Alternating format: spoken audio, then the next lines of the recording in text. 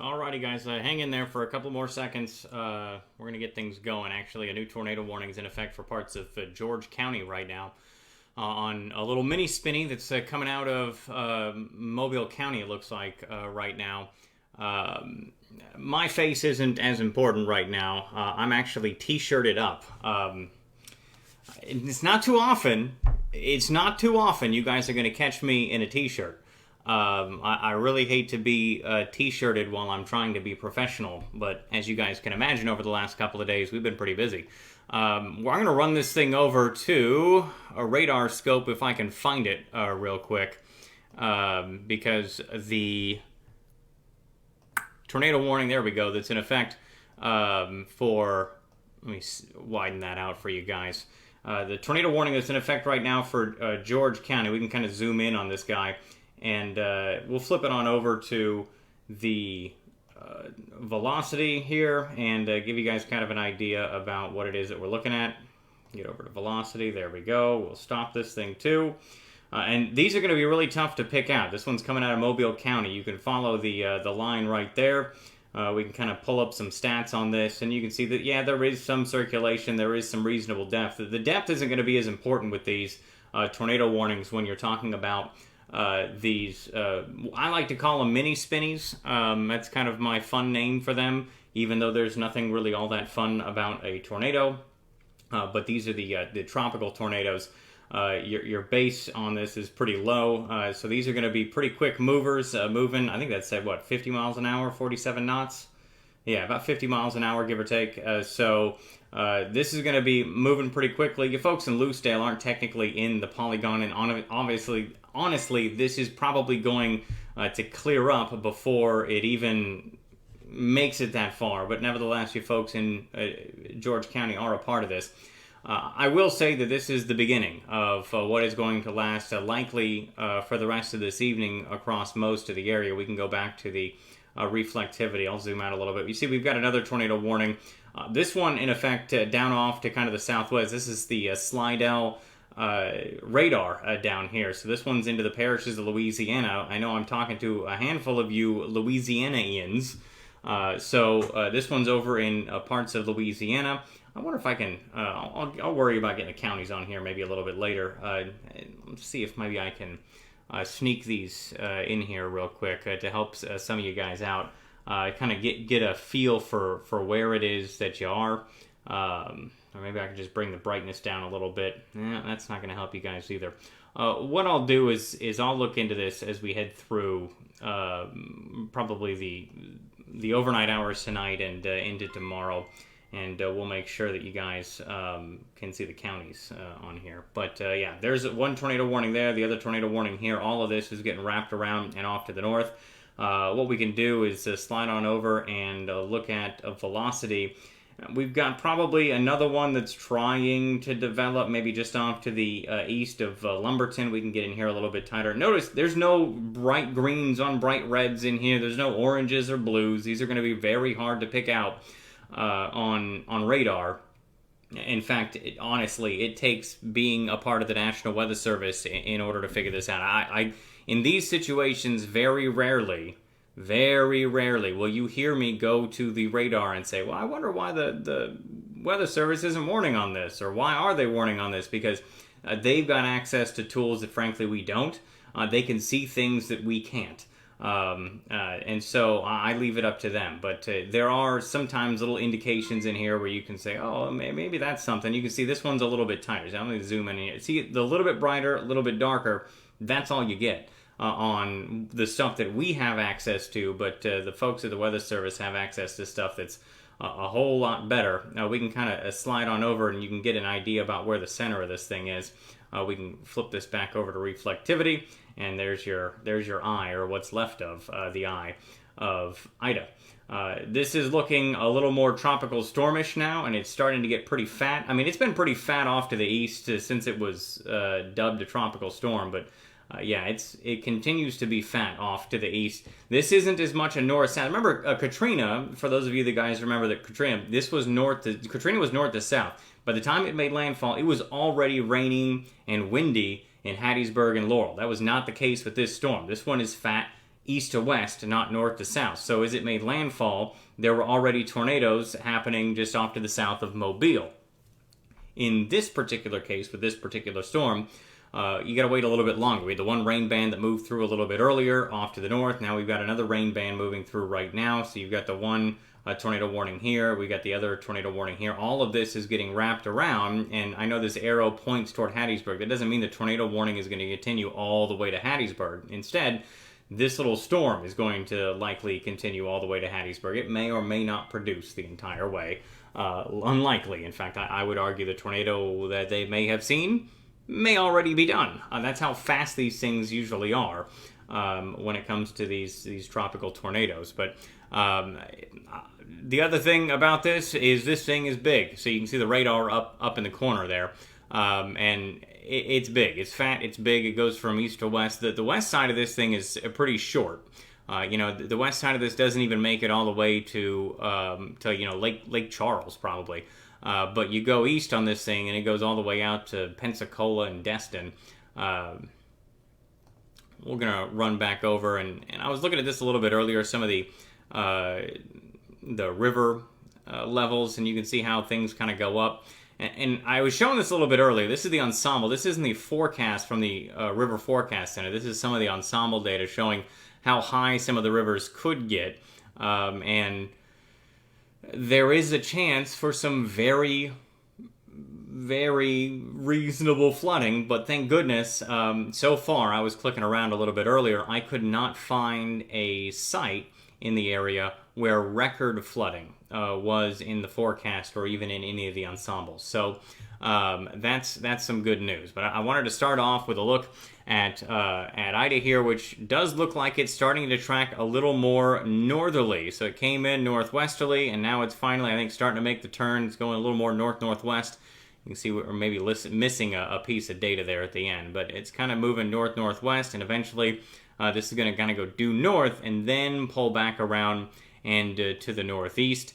You can see the latest forecast from the National Hurricane Center here showing, as of the 7 o'clock advisory, wind still at 120 miles an hour, moving northwest at 10. This still leaves it as a Category 3 storm, barely. And so this will move off to the north and eventually back around to the northeast.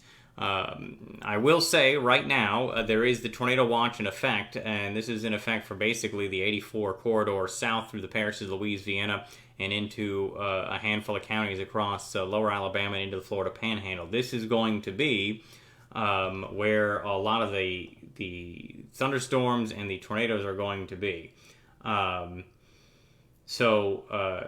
As we move through, and this goes until I believe 6 o'clock tomorrow morning. So for you folks that or people that stay up with the bad weather, I will say that this is not one of those nights where I think you need to stay up with stuff unless you live around a lot of very large trees, and you don't have a way to get to a downstairs interior room that protects you from what's happening outside. That would be probably the only reason to maybe have somebody keep an ear out for the weather outside. Also, make sure you've got a NOAA weather radio and maybe like the FEMA app on your phone. The FEMA app, by the way, will do the same thing that most weather apps will do. Ping you when a warning is issued for your area. The difference is that the FEMA app won't ping you for any other reason, I don't believe. When I was a part of a television station, I had to tell you to download the app. The weather app. Oh, it's a great weather app, blah, blah, blah. FEMA app's probably just as good, so long as you don't need forecast information on a daily basis. If literally all you're doing is saying, I have my NOAA weather radio, I just want a backup for that, the FEMA app's probably just as good. So tornado watch in effect, that goes until 6 a.m. for a few tornadoes across the area. Here's your Ida checklist. I'm talking about very heavy rainfall. Those wind gusts up to 140 miles an hour continue along the coast. Tropical tornadoes are a concern. Power outages to last at least a few hours. At least. Probably a few days. For some folks, maybe a couple of weeks. The one thing when I was originally making this graphic a couple of days ago, was the anticipation that this thing was going to go a little further off to the west, but I knew that you were going to lose power for a couple of hours, but there was still a question about when can the linesmen get back out there, and after having a couple of conversations with some folks, it's not going to happen. I mean, they're not going to get out there tonight, that's for sure. They're not going to be out there tomorrow morning, that's for sure. So if you lose power, you are going to be without power, most likely, until the linesmen can get back out there. And I mean, we're talking Tuesday, maybe, for some folks. So it may be a while. Localized flooding, definitely a concern. In fact, the numbers for some of the rainfall totals have come up along the 26 corridor from the WPC. Possible tornado warnings, we're already seeing that across the area. And make sure you've got, water, food, etc., all your medication, stuff like that, in a way to get pinged by the National Weather Service. We're still on tap. We're still on schedule for the track here that I came up with a couple of nights ago. So we're feeling pretty good about that. This is where it sits as of the 4 o'clock advisory. I don't believe they update this at 7. No, they don't. But you could see that tropical storm force wind, they now anticipate to be basically on a line from about Biloxi through about Lumberton, up through about Olo, and north toward just about Brookhaven, and then it kind of wraps back around all the way back down to the to about Vermilion Bay, roughly. Everybody inside of that is basically guaranteed to get tropical storm force wind at least to some point, which is wind gusts up over 39 miles an hour, so probably around 40 miles an hour or greater. In fact, hurricane force wind. You can see there's even a potential for some folks in Pearl River, southern Marion County, Walthall County, Pike County to get in on this, as well as the parishes, all of the parishes, Louisiana, that I've been talking about the last couple of days, and as you make your way down off to the south as well. Rainfall, again, like I was mentioning, it's kind of come up a little bit for the 26 corridor in Mississippi for 10 to 15 inches, and I think in the forecast I'd mentioned locally up to 11, 12, or 13. And so this is a little surprising that they went this high, but given the fact that radar looks the way that radar looks, so we can kind of go back over here. Given the fact that radar looks the way the radar looks, I'm kind of not surprised by how much rain is likely going to fall given the forecast here. So, and by the way, the little dinging that you hear, I can't stop the dinging. I'm not quite sure why it does that, but it dings every once in a while, and I'm guessing it has to do with people commenting, but I honestly do not know. So I've heard a couple of people saying, turn your phone off, it's dinging.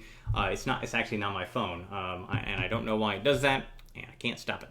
Over on the SPC, a slight risk still in effect for sections of Louisiana, Mississippi, and Alabama. Basically everywhere I've been talking about for the last couple of days is under a 5% tornado risk right now. Let me flip you guys back over to the SPC website here so you guys can actually see what I'm talking about.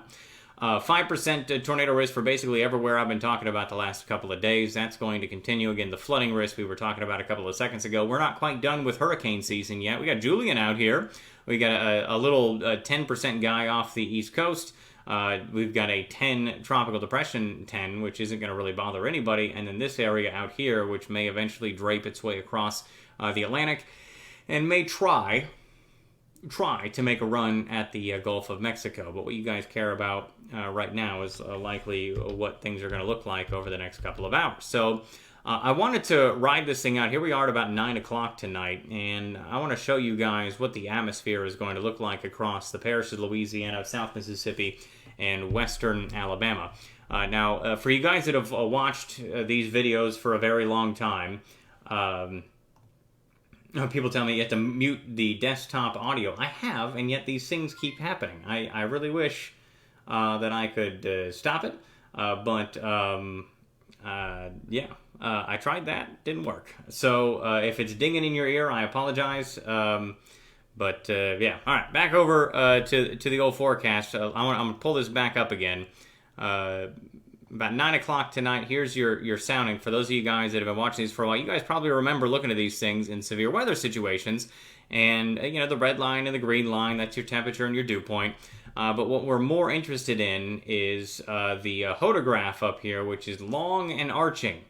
Maybe not quite as long and archy as we're used to, but long and arching, which means it will probably be in a decent area to see tropical tornadoes by 9 o'clock tonight across the entire area. That's no surprise. The tornado watch is already in effect. The one interesting thing that is in here is this little divot. And this little divot is interesting only because I've recently become aware of research and all these science people that say during non-tropical systems, so this is just regular old tornadoes, regular old severe weather, these little divots in here do tend to coincide with an opportunity for slightly stronger tornadoes. Now, this doesn't mean EF4s and 5s. You're never going to get that in a tropical situation.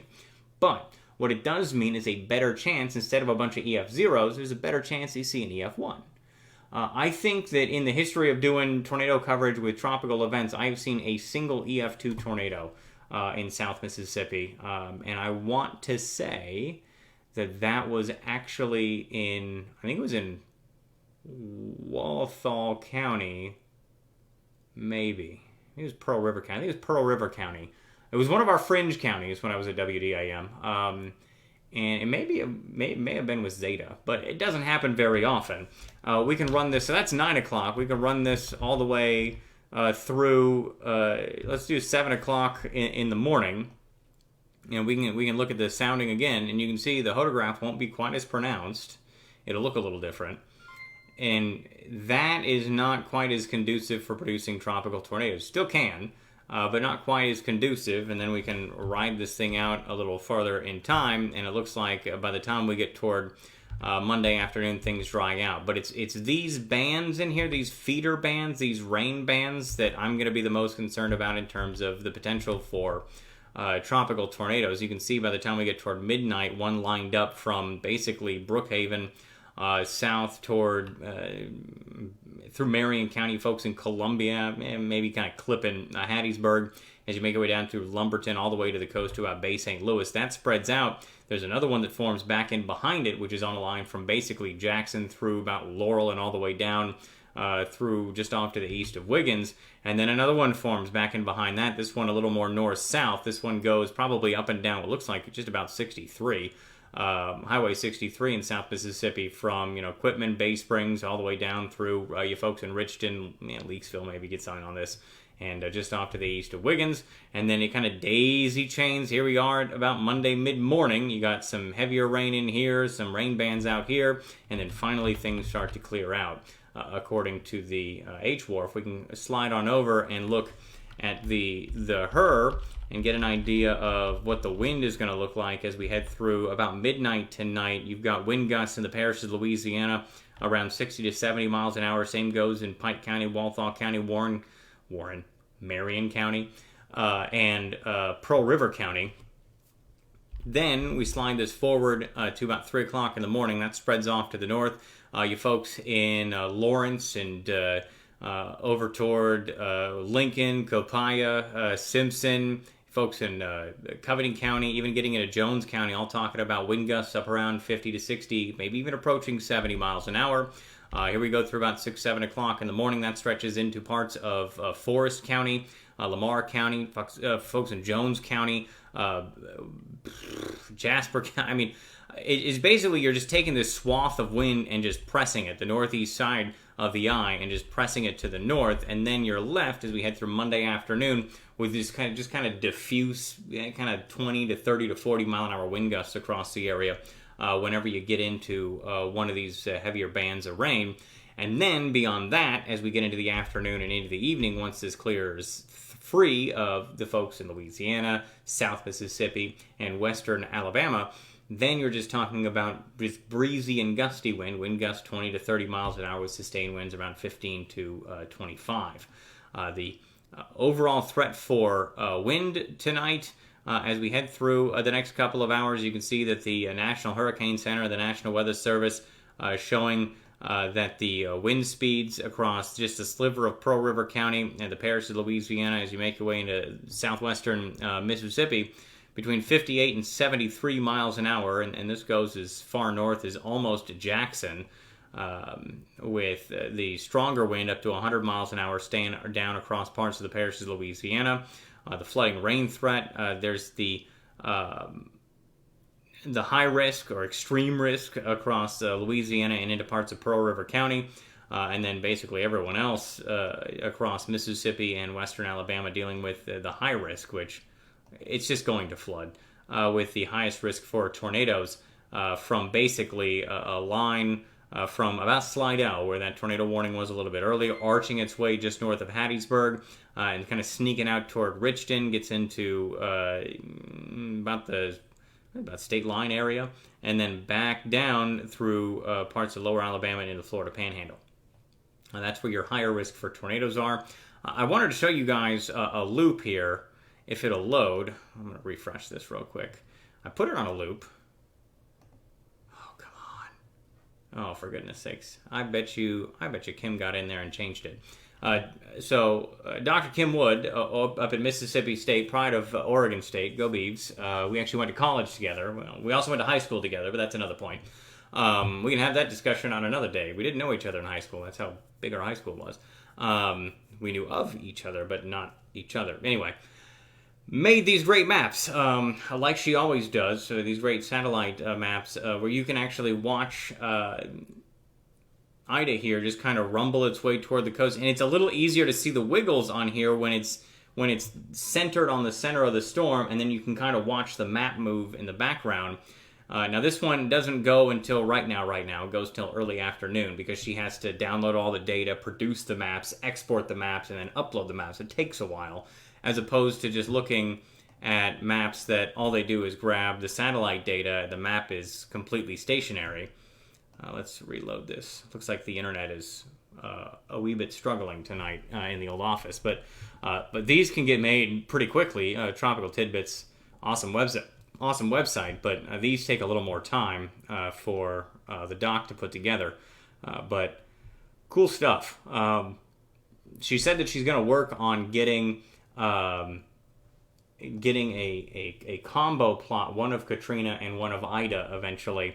At least that's her goal, and to put them kind of piece by piece, step by step, so that everyone can kind of see the difference between the two of them. I'm going to jump back over to the radar to kind of check on a couple of things. You can see the one tornado warning has expired here, so no more tornado warning over here. Instead, all we've got left is the tornado warning over here. And that one is, we can kind of slide in here, now gone. I was going to say, it'll expire soon, and it has. So a lot of this rain is now south of the 98 corridor. This is going to be wrapping up and through the area as we head through the next little bit. You folks in the parish of Louisiana are just getting hammered with very heavy rain thus far. How much rain have we seen so far? Well, let's take a peek.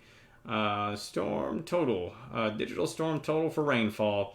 Now, you can see 6 inches is the green, so as you get back toward the blue, that's 4 inches, and then all of the gray in here is 2 to 3 inches of rain already.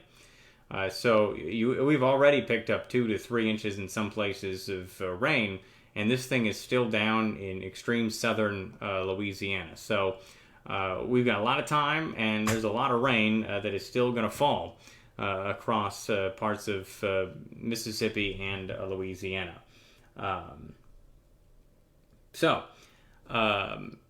There's kind of your breakdown right now. In fact, I'll put the radar into motion here so you guys can get an idea of what stuff looks like. There's kind of your breakdown right now. Tornado watch in effect for most of the folks in Louisiana, Mississippi, and Alabama that pay attention to the stuff that I have to say.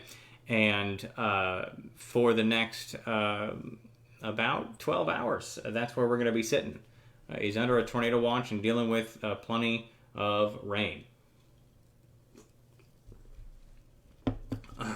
So, who's got questions? I know plenty of guys have questions, and again, I wish I could scroll all the way back up, but you guys know that doesn't let me do that. So what I'll do is I'll try and answer as many as I can. If you have them, drop them into the comments. I'll try and get to them as best I can. Somebody said, what about Wayne County, Waynesboro?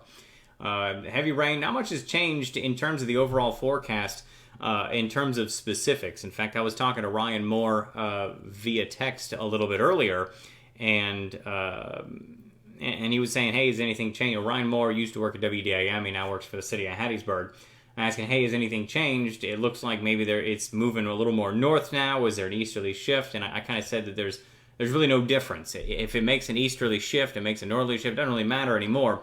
The key now is for this thing to die. We need it to kind of start falling apart, and it is. It's finally starting to fall apart a little bit. It looked really good earlier, but as we go back here, you can see that eye starts to kind of fall apart over the last couple of frames, just kind of falling apart. This is starting its journey to doom, and so that's the good news. The bad news is now we have to start worrying about the threat for tornadoes picking up. So you folks in Wayne County, not much has changed for you guys up in Waynesboro. You're still talking about 3, 4 to maybe up to 6 or 7 inches of rain. Winds sustained at about 30, gusting to 45 or 50 as we head through the overnight hours. What are the chances the power goes out? Very high, ridiculously high. If you make this through this and you keep power all the way through Monday, all the way into Tuesday, buy a lottery ticket on Wednesday. Because I would consider myself lucky if I made it through this with power. Not necessarily because it's going to be so bad, but just because the longevity of the event, how much rain is going to fall, the constant pressure of the wind on those trees, they're going to fall across a power line somewhere, many power lines. So if you can get through this with the power on the whole time, high five to you. And if you're looking for specifics, honestly, instead of me going through and what abouting all of these places, because the forecast hasn't changed, I would highly recommend running over and taking a peek at the latest blog posts that I made. And in fact, what I'll do is I'll put a link to this over the county by county guy. I'll put a link to this in the comments section real quick for you guys. I think I can do that now that I'm working on a computer. And you guys can follow this link to get more information about specific counties that you guys are living in. So hopefully that'll help kind of answer the question. I know you may not want to click the link right now, while you're also listening to this, but maybe if you can get somebody else to jump in that sit in the room with you, click the link and you guys can get a better idea about what's going to happen in your specific county. But in terms of the overall forecast, the desktop audio is per slide. I did that too. I tried. I promise I'm no dummy. At least I try not to be a dummy. But I'll keep working with it for you guys to keep on hearing that dinging. Let's see here. Tropical tornadoes. Yes, tropical tornadoes are a thing. They're not as nasty as their big brothers. They're quick movers. They're usually moving at about 40 to 60 miles an hour. And the wind speeds in these EF0, EF1, so like 60 to 90 miles an hour, give or take. They tend to do a fair bit of tree damage, power line damage, and fence damage. They don't do a lot of damage to homes. So you don't have to worry about it peeling the roof off of your house or anything, generally speaking. Of course, I say that and now there's going to be some freak tornado, but generally and historically, I have never seen a tropical tornado, tear apart a house or flip a mobile home. Generally, what I've seen is a lot of tree damage over the years. And those trees can fall through homes, yes, but you don't have to worry about it, sucking you out of the chimney or anything like that. People asking when's the worst of things going to be overnight, and I think it's going to start right about now and linger all the way through. In fact, we can go back to, I'll take you guys back over to the model data and we can look at it together. The worst of things starts right about now, so here we are at about 7 o'clock, 8 o'clock, 9 o'clock at night, through midnight, through 3 o'clock in the morning, through 7 o'clock in the morning, and probably not clearing out here until about 10 o'clock tomorrow morning. So from about now until about 10 tomorrow morning is going to be kind of peak time for the roughest of the weather. And because you're talking about the roughest of the weather being these individual rain bands that are in here, and in fact here, let me widen out the radar here. because the individual rain bands are what we're talking about. To trying to pick out a specific point and saying it will be at 9 o'clock is unfortunately not a doable thing. And I kind of mentioned this over on the blog to somebody that had commented, and they had said, "Hey Nick, why is it when I look at the Weather Channel app it says one thing, and then I look at the WDAM app and it says another thing?" I can't speak for them. I can't speak for other places.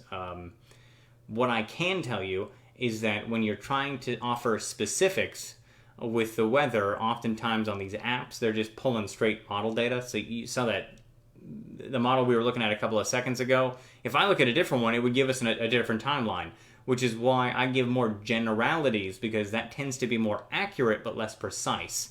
So when you're looking for precision from a weather forecast, oftentimes you have to sacrifice accuracy. And oftentimes these apps sacrifice, in situations like this, a lot of accuracy in order to try and be precise. Your wind at 9:15 will be 37 miles an hour. Well, that's great, but it's not terribly accurate, because the chances that in 6 hours from now, or I said 9:15, let's say an hour and a half from now, that your wind will be exactly 37 miles an hour is very, very, very, very low. So it's not a very accurate thing to say. So I'll say that the likelihood that the peak intensity lines up between now, probably a little bit closer to 10 o'clock, but now and tomorrow morning at about 10 a.m., that's going to be your peak time for the strongest wind, the heaviest rain, and the highest likelihood for dealing with these tropical tornadoes. Let's see here.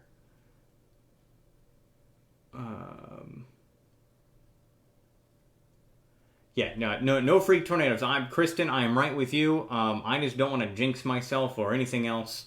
That's the last thing I want to do. All right.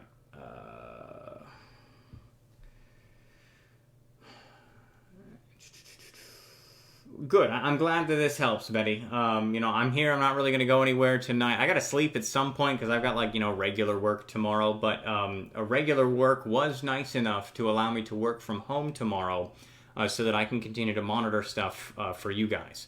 So that's nice of them. And I said a big thank you to them for allowing that. Will it get bad in Jones County? Yeah, there's a hurricane nearby, so it's probably going to get pretty rough overnight. Winds, 40 to 50 miles an hour, perhaps even gusting to 60 or 70 at times. Got to watch out for the trees. That's going to be the main concern. It's going to start any second for a lot of folks.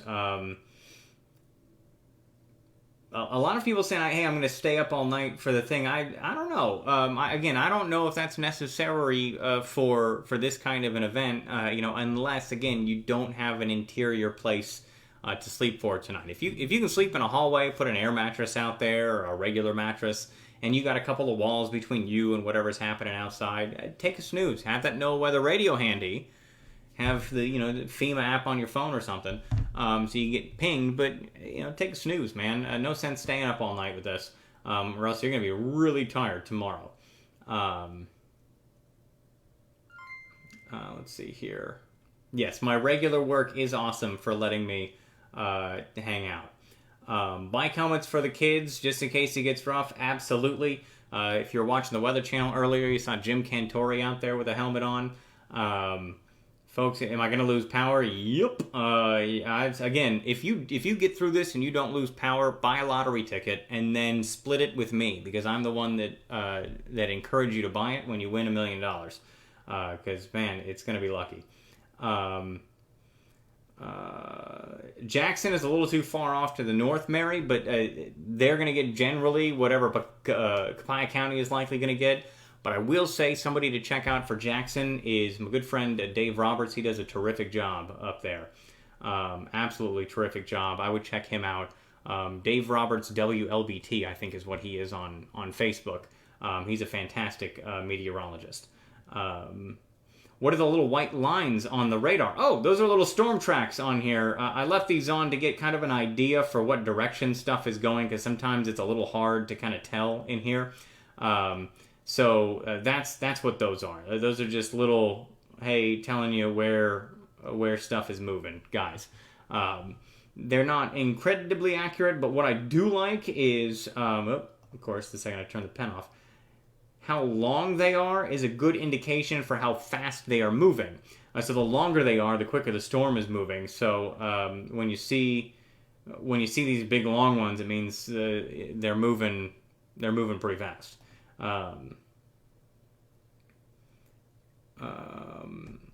Has the storm weakened? Yeah, it's down to only 120 mile an hour wind. Which, if we started with 120 mile an hour wind, everyone would be like, man, that's a lot of wind. But because it came on shore with wind gusts up over 150, everyone's going, nah, it's down to 120 now. But I will tell you, this storm means business. The good news is for folks in the parishes of Louisiana, I don't think you see wind gusts up over 100 miles an hour. For folks in the counties of Mississippi, I don't think you see wind gusts up over 80 miles an hour. And if you're living in western Alabama, I don't think you see wind gusts up over about 50 or 60 miles an hour.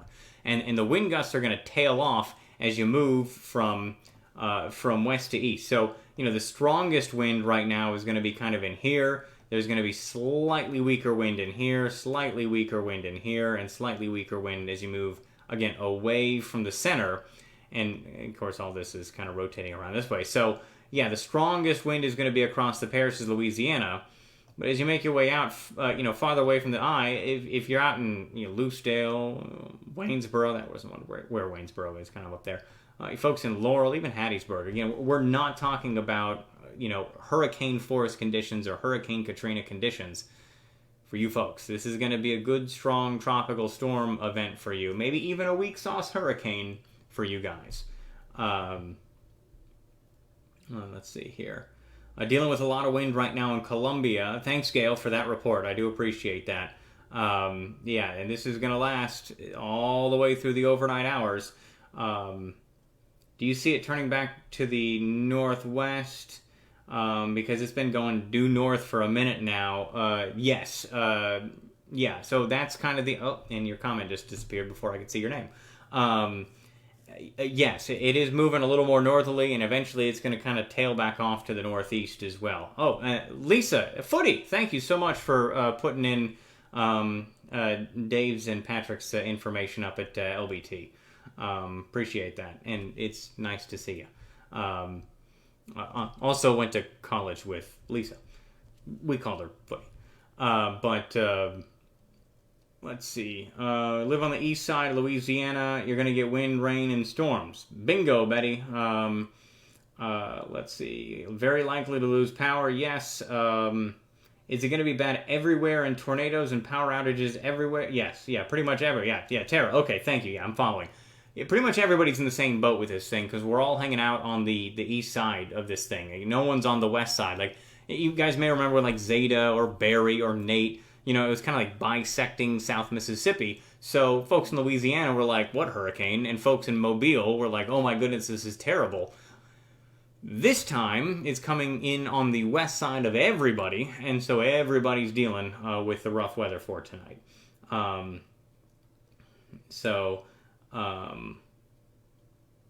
Let's see here.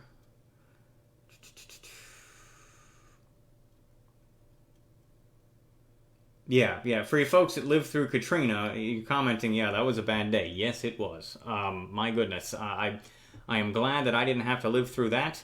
I don't know how you guys did, frankly. And again, this is not going to be a Hurricane Katrina-like situation. It will be its own bad situation, but not that bad. I was actually texting Carrie a little bit earlier tonight because she was asking me a couple of questions. And I mentioned to Carrie, I said, because she was concerned. She's got the good severe weather anxiety. She's got the Carrie meter named after her and everything. And I said, look, this isn't going to be what you guys had to deal with Katrina. It's going to be different, and it's going to be its own version of not fun. But we're not talking about losing 80% of the trees in South Mississippi, Louisiana, and Western Alabama. We're not talking about being without power across the entire region for weeks. We're not talking about being without water for weeks. We're not talking about being without gas for months. This isn't that situation. It's going to be rough, and you're still going to be without power. There's still going to be these tropical tornadoes here and there, but it certainly isn't going to be as bad as Katrina. Let's see here. Are the winds supposed to be sustained or gusty? Tina, that's a very good question. Now, the sustained winds are going to be lower. They're going to be a little bit closer to 30 to 50 miles an hour across Mississippi, a little bit closer to 50 to 70 in Louisiana, and a little bit closer to kind of 25 to 45 in Alabama. Those are sustained winds. Wind gusts, you can usually add about 20 miles an hour to that. So in Louisiana, gusting to about 90 to maybe even close to 100 at times. In Mississippi, again, it weakens as you move from west to east. So on the west side of south and southeast and southwest Mississippi, it is going to be stronger wind. And then as you move to the east, it's going to be weaker. So, sustained wind at 50, gusting to 70, and then you move to the east, sustained wind at 40, gusting to 60. But notice the spread, not that great. It's not a big spread across Mississippi and into western Alabama. Let's see here. Another person posting the county by county. Yeah, I think that's going to be really helpful for a lot of you folks asking, what is it going to be like where I'm living? That's why I do those county by county breakdowns. Those tend to take about 2 to 3 hours to do, but I think it is time well spent because it helps you guys out. Hopefully, it helps you guys out immensely because then instead of waiting around for me to answer a question, boom, you just head to the blog. It's right there. It's there 24/7, 365. You don't have to wait for me to do a video or post an update on Facebook. I update that forecast, by the way, every time it is needed to be updated. So generally, that's about every 4 to 8 hours that I get in there and I'll do a quick update on it. And at some point, and I think that was earlier this afternoon, it doesn't need to be updated anymore. I think that forecast is going to hold. If it does change, I'll post an update, but that thing is going to hold true, at least for a while, for you guys. Let's see here. No power means no air conditioning. Unless you got a generator and a wall unit, it's going to be hot and humid. Tomorrow, thankfully, the rain will still be around, the cloud cover, and it'll be a little breezy. But man, oh man, it's going to be hot and humid, particularly as this thing exits stage northeast. We're going to dry out probably for a couple of days across the region, and temperatures will get back into the 90s, and heat index will be back to around 100 degrees. Let's see here. What is the... I lost it. Somebody was asking a good question, and it just zipped away from me. Will we lose power in the Dixie community? I think so. Probably. At least for a little while. A lot of rain in Neely right now, I bet. My goodness. Let's see here. What does temps and humidity look like for the... after the storm moved up. Natasha, hey, good question.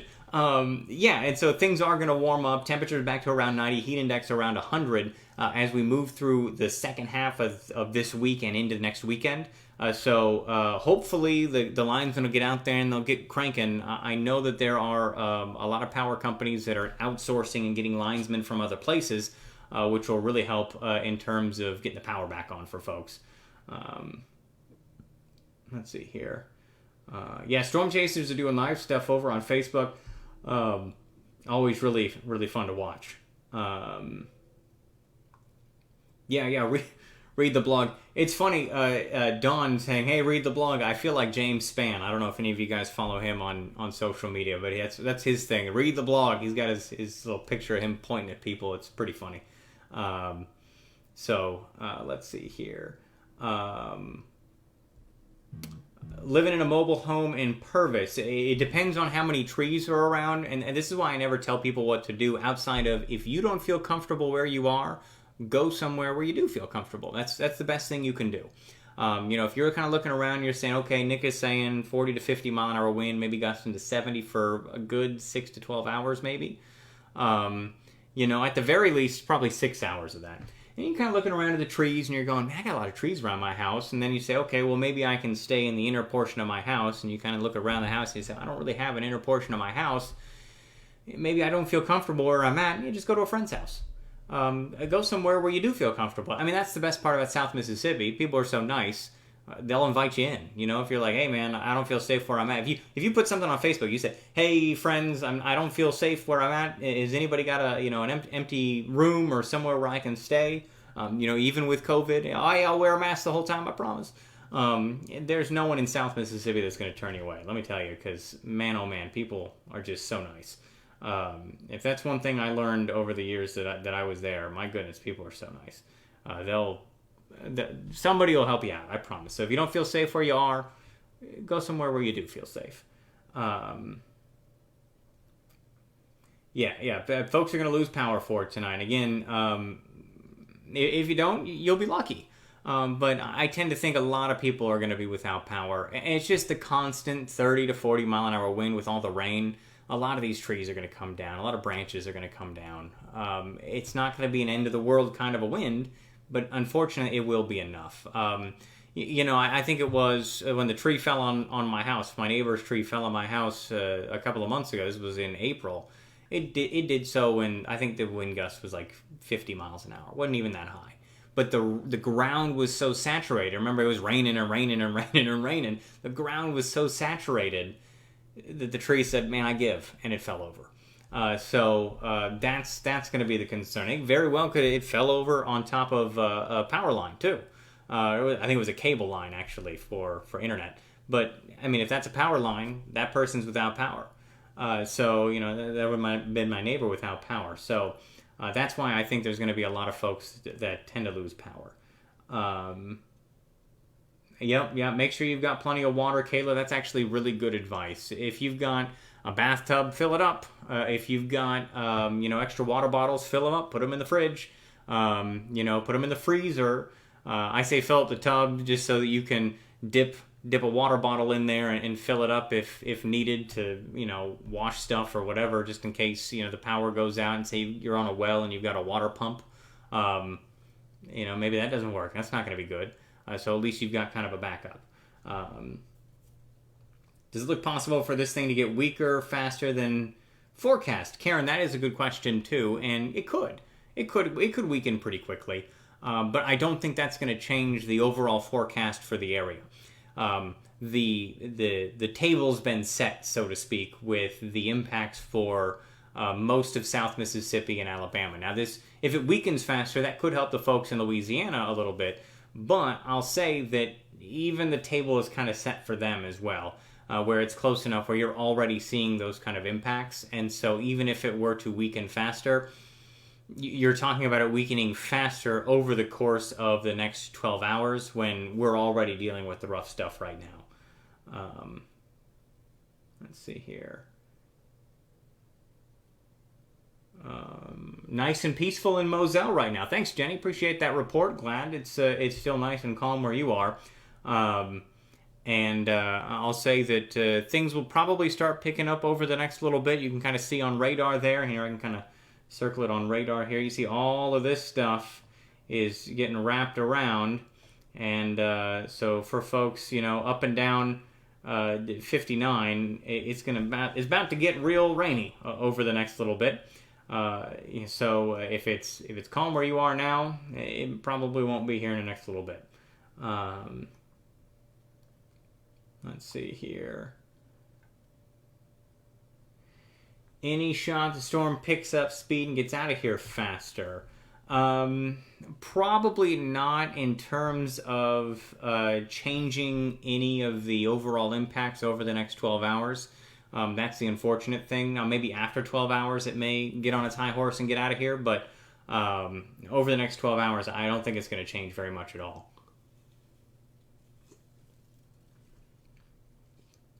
Let's see here.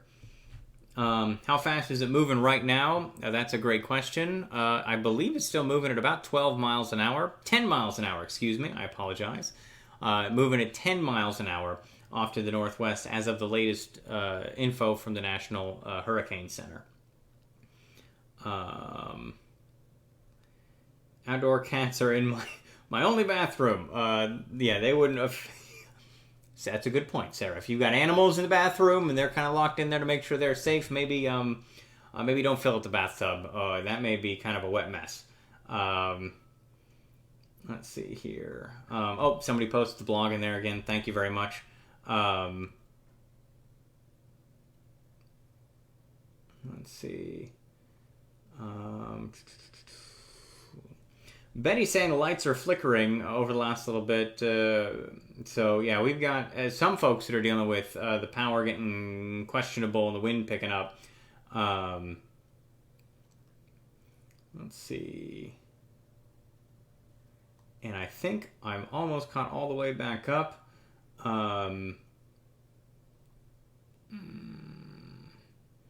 Yeah. Folks have already lost power in the parishes of Louisiana, no doubt. No doubt. So, yeah, just check in kind of here and there. Jump on real quick, check it out, see if anything's changed. If nothing's changed, bail. The best part about not being on TV anymore is I don't have to tell you guys to tune in at 10 anymore. I can just say, hey, if you want information, come grab it. If there's nothing new to report, leave. Do whatever else you want to do. You don't have to tune in at 10 anymore or anything. That's one of my favorite parts about what I do now. Aside from being able to apparently work in a t-shirt. How many of you guys have ever seen me in a t-shirt? Maybe like once? Maybe? But that's kind of the brub. That's the breakdown. That's how everything's looking right now. So hopefully this was informative. If any tornado warnings are issued for any more kind of populated areas, what I may do is I may jump back on here. What I'll probably do, honestly, folks, is I may just leave the radar up here. I may go full screen with the radar for you guys. In fact, hold on a second. Let me do that right now. I'll go full screen with the radar. I'll just leave this up for you guys for a while, and I'll try and answer a couple of questions, maybe kind of here and there. I'll continue to kind of look into some things. But there's not going to be any audio for a while. I might even put up a note that says, hey, no audio. But I'll hang out here for the next little bit because I got a feeling you are probably going to see a tornado warning or two pop up in the next probably 30 to 45 minutes as all this stuff wraps around. We may get lucky and not see anything, but it wouldn't surprise me, given that we had one, too, actually, a little bit earlier. But yeah, if you've got any questions, drop them in the chat, and I'll do my best to answer them. But again, I'm going to leave this up. I'm going to put you guys on mute so that you guys stop hearing that dinging thing, and I'll try and get to the bottom of that too and figure out if I can't stop that. Hang in there, guys, and stay safe tonight.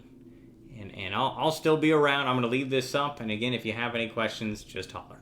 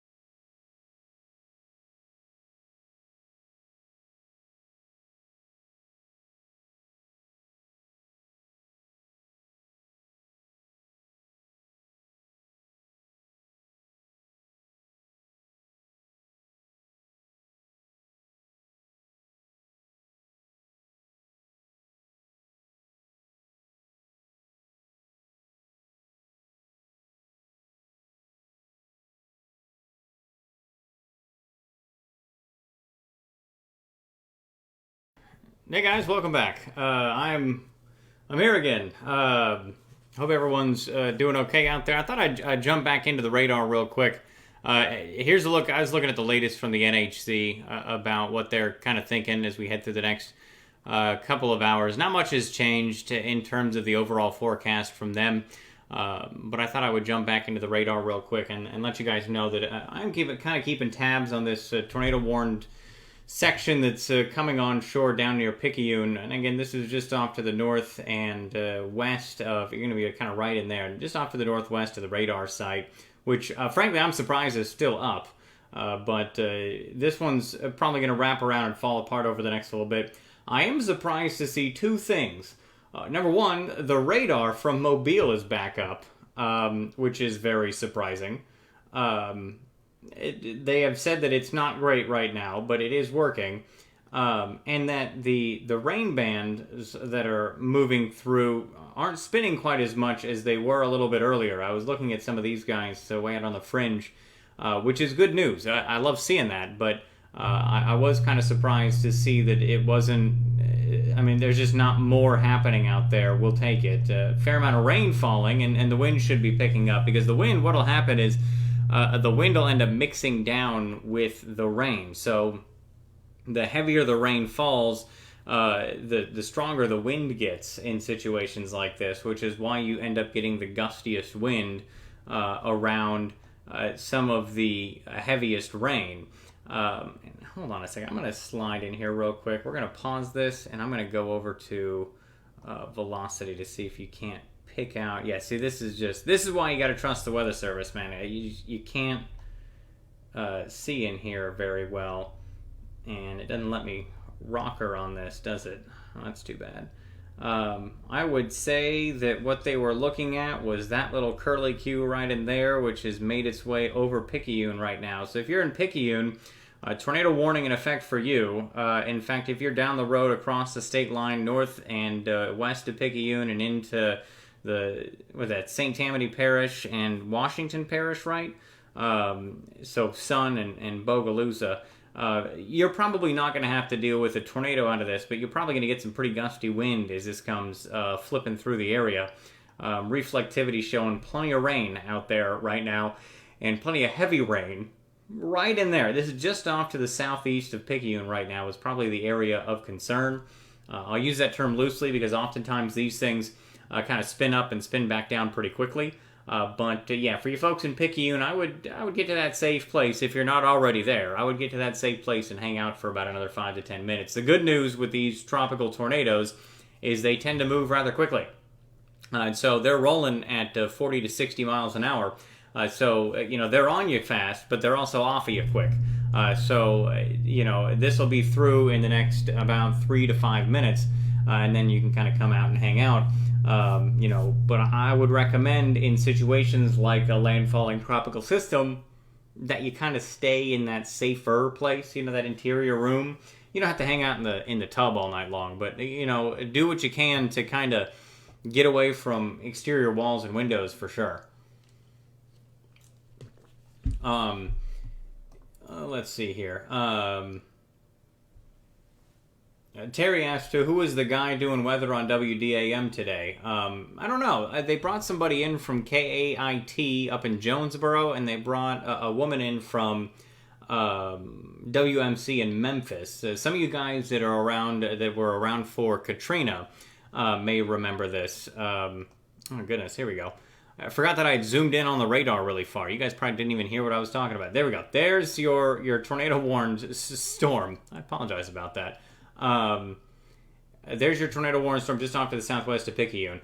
But I'm not quite sure who they brought in, but I know they brought folks in. For you folks that were hanging out during Katrina, you guys probably remember they brought somebody in from Memphis at that time too. So they're kind of no strangers to bringing folks in from out of town to help out in situations like this.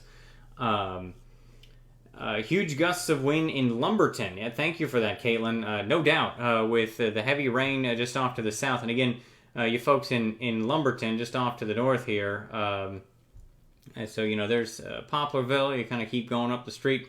toward Lumberton, and eventually you get toward Purvis, you're going to start to get into some of the stronger wind gusts as you get into some of this heavier rain. How wide across is the hurricane? I wish I could get out a ruler, and that was like my favorite thing to do when I was at the TV station, was putting a ruler on things, but unfortunately I can't anymore. Drew chiming in with 4,790 double wide trailers. Sure. I can't dispute that. Because I don't know how wide that would be. I don't know how to do. I can probably do the quick back of the napkin math, but my brain's not working like it used to after the last couple of days. Candace, how's it looking in Jones County? I'd say you folks are still probably playing the old waiting game for the heaviest of the rain and the strongest of the wind. But for you folks up in, like kind of the 84 corridor, you guys probably weren't going to start seeing things until around 10 o'clock tonight, and you guys are kind of on pace for that. Some of the heavier rain back off to the east is going to wrap itself around as we head through the next little bit. You folks in Waynesboro are probably dealing with some reasonably heavy rain right now. What I'm going to do, hold on a quick second here. I am going to get rid of this. So give me a hot second here. I'm going to fix something real quick. Yep, get rid of that. Radar scope. You're going to see kind of a black screen, and then you're going to see me up in the corner. Let's stretch that out to there. And I'm going to shrink you guys down over here so you guys can see the whole deal here. There we go. Do that. And bam. There we go. That's a little better. So you guys are going to have some of these heavier rain bands sweep around. I was saying you folks in Waynesboro are dealing with some of the heavier rain and stronger wind right now, but the strongest wind is probably from Lumberton down toward Poplarville, Bogalusa as you make your way back over toward about Hammond through Covington. The road construction that they've got on I-10, which I think starts just about Hammond, right, and rolls through Covington and kind of ends just off to the west of Slidell. That stuff is going to be messed up. It's going to be flooded. It's going to take a long time, I think, probably before they can get back to work. You can see the center of the storm hanging out right there. It's actually now just off to the west of the place. I'm probably saying that wrong because I feel like everything in Louisiana has its own special way of pronouncing it. But it's off to the southeast of Baton Rouge. The eye has started to get filled in here. You're starting to see a lot of dry air entrainment on the west side, which is eating away at the center of Ida, which is all good news, which is why we're anticipating this thing to fall apart pretty quickly. It is making the turn off to the north very slowly. We can, again, put this thing back into motion here. And you can see the general idea is that it's moving kind of north-northwest. Probably not true north, and probably not northwest, but kind of somewhere in the middle.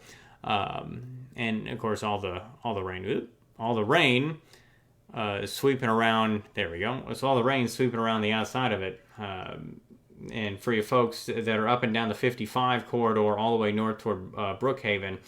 Getting into some of the heavy rain as well. And again, the wind right now for a lot of folks out of the southeast and to the northwest. So if you're looking around the property going, all right, which way are the trees falling? From southeast to northwest or from east to west is the wind right now. For you folks well off to the north of 84, you've got kind of a northeast to kind of southwest breeze right now.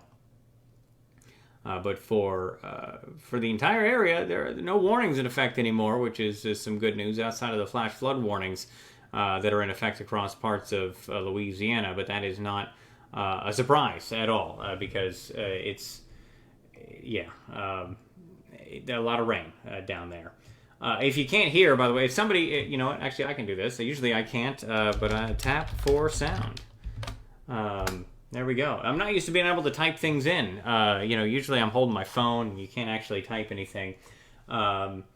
Let's see here. How's it look on Earth? Drew looks pretty good on Earth.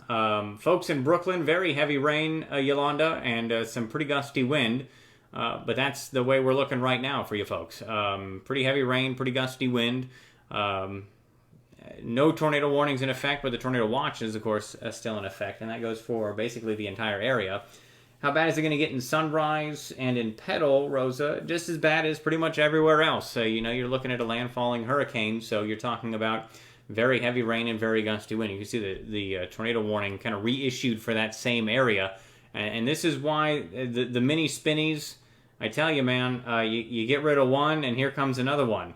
So the last one just passed through Poplarville. It fell apart and, kind of swung around. New one is back in behind it. I would bet that there's going to be another one back in behind that, kind of right in there. So just as soon as you get rid of one, another one shows up. There's a joke in there somewhere about an old cartoon where they don't die, they multiply. So, yeah, getting some pretty good gusts up in Jones County. Good to know. Thanks for that report. Folks asking about Washington County, kind of same thing goes. Pretty gusty wind, very heavy rain at times. And let's see here. In Tylertown, folks asking in Taylorsville. Tylertown, you folks are going to see some pretty gusty wind over the next little bit, and the rain is going to continue. You guys are going to be sitting in this for the better part of the next 6 to 12 hours. At least 6 and up to 12. Taylorsville, you guys are still about 3 hours away from stuff really getting going. What time do you think it'll be in Jones County? I mean, it's kind of already there, I mean, maybe not the roughest of the weather, but it should be raining in Jones County on you right now. And you've got some more rain and some stronger wind just down the street from one of the rain bands. But, we can kind of zoom this thing back out. This whole everything, all of this right here is going to be slowly drifting this way, right? And so even though stuff is kind of circling around it, the whole mass of everything is lifting that way. So when you say, hey, I'm in Jones County, what can I expect? Well, all of this is going to be moving over the top of you as we head through the next 6 to 12 hours. So, it's going to pick up as we head through the overnight hours, and then it's going to eventually kind of wane as we head through probably midday tomorrow. But this is going to be moving pretty slow. It's somewhere between about 10 to 12, maybe 8 to 12 miles an hour. So what you got right now is going to slowly but surely get a little bit worse as we head through the next couple of hours. With the threat for these tornado warnings that you see on here. The threat for the tornado warnings is also going to shift off to the north as all of this shifts off to the north. So that's kind of what we're looking at as we head through the overnight hours. Ryan asking at 1 a.m. in Petal and Hattiesburg, will we see any real weather? Sure. Yeah. Yeah, I think so. Again, things are going to pick up as we head through the overnight hours. So, kind of midnight-ish is when things are probably going to be pretty active for everyone. Midnight to 3 to 6 a.m.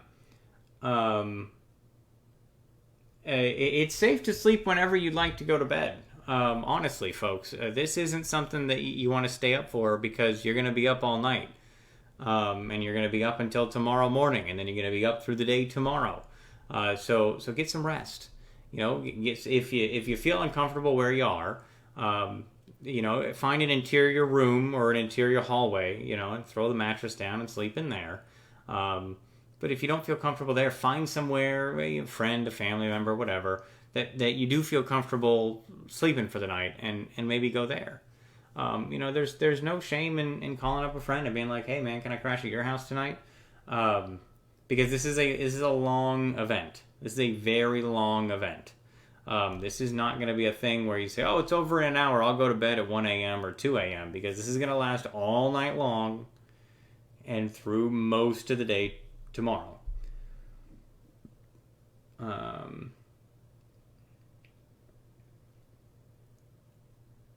let's see.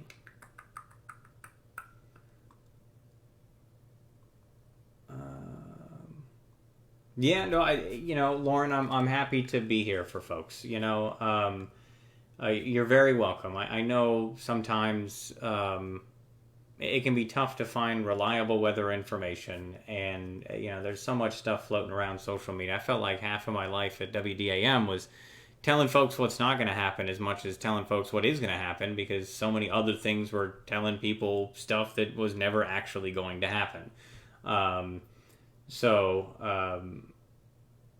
Yeah, that's part of the nice thing about doing what I'm doing now. The tornado warning, by the way, that is in effect down here. We can go back over to velocity data and try and pick out what they were looking at, and it's this little area right in there.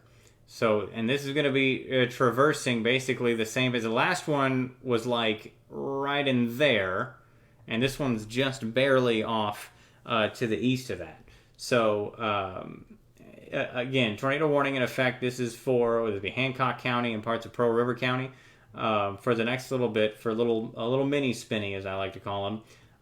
And this one's going to be crossing over probably 59 in the next about 3 to 5 minutes, and it's probably already gone. If we run this back, I wonder if this would let me go back a slide. Yeah, there we go. So we run this back. What they were picking out, see this little nugget right in there? We'll go forward 1, 2, 3. See how, there it is. There's the little nugget right there again. I don't know how far this will let me go forward. And then it was, let me go back one. Then it was gone. And so then the thought is it's right there. But you can see that path takes it basically just north of where the last one was. But, I mean, it's barely, I mean, if it's there, it's barely there anymore. So now they're watching probably this one. In fact, I'm going to run this back. I'm going to slide this down. I'm going to run this back one last. So you see little guy again? There it is, right in there. Run this forward. And now it's moving onshore in Waveland and folks in Bay Springs. So if you're watching this down along the coast in Waveland and Bay Springs, the tornado warning is actually for this one that fell apart to the north, but there's another one that's moving onshore right now. This may just be a big fat water spout and not so much a tornado, but I would guess that it would probably be a tornado over water before it would be a water spout in this situation. But you folks in Waveland, I would say treat this tornado warning like it's for you, even though it's actually not for you. But you've got another little mini spinny moving on shore right now, right in Waveland, just off to the west of Bay St. Louis. In fact, we've got there may even be another one right in there. And so my guess would be they're probably just going to leave this up. Given all of this stuff, all this riffraff that's moving on shore, you've got, one in here, one right there, one maybe right there. These are real tough to pick out of the clouds. And so, you got to give it up to the National Weather Service, because they're the ones that are digging through all of this and trying to find these. But tornado warning in effect right now for you folks down along the coast at Waveland and Bay Springs. You're probably hunkered down anyway, given the fact that you're looking at wind out there 60 to 65 miles an hour up at what would be the beam height here? Let's find out. Beam height is about 1,500 feet. So you mix that down to the surface, you're probably talking about 50 mile an hour wind, give or take. 50 to 55 mile an hour sustained wind. So a lot of you folks are probably hanging out anyway and not really moving around. You're probably already taking cover, but I would highly recommend staying in wherever you are and stay in that interior room for the next little bit, as you've got a couple of little mini spinnies that are coming ashore.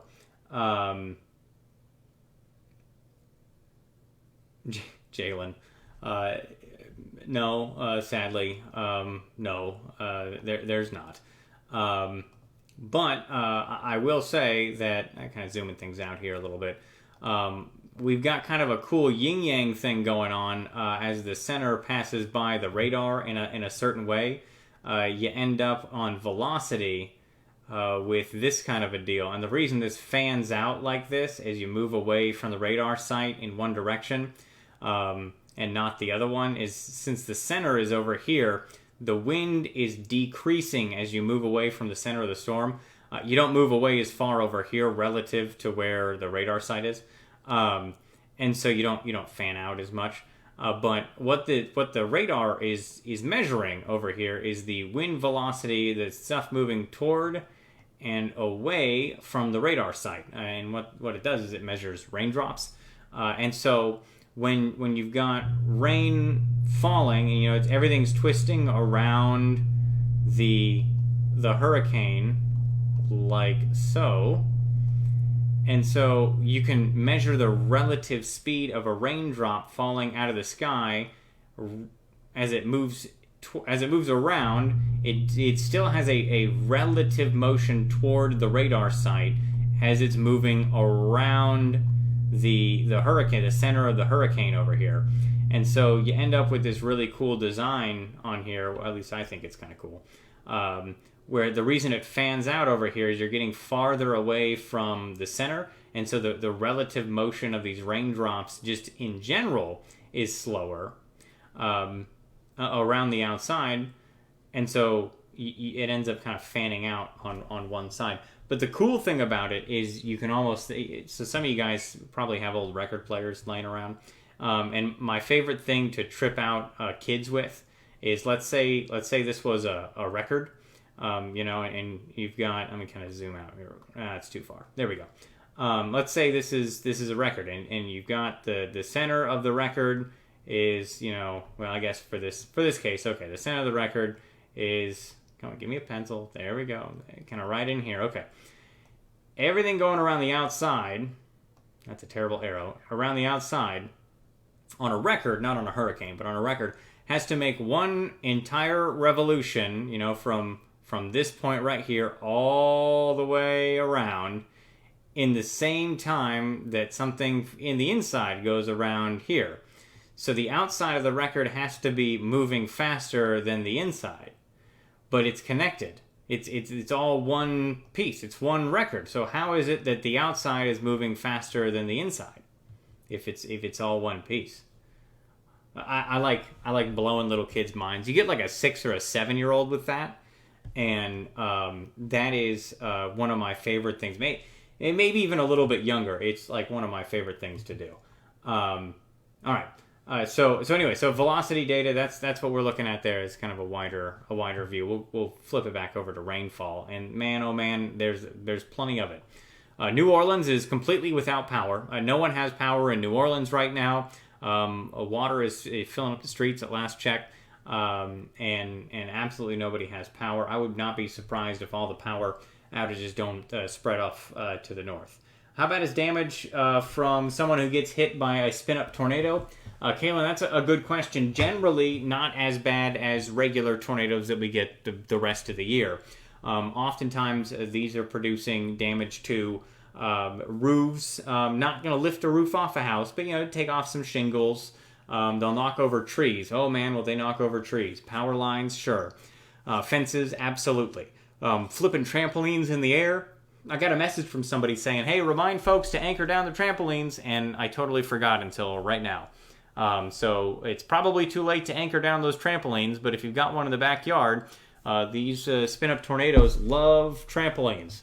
They will lift these things up and deliver it from Baxterville to Olo.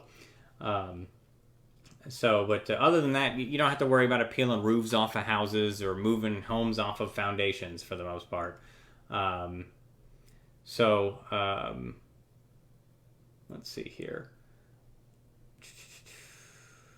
Dark green in the light green is a mini spinny, ? Ryan, sort of.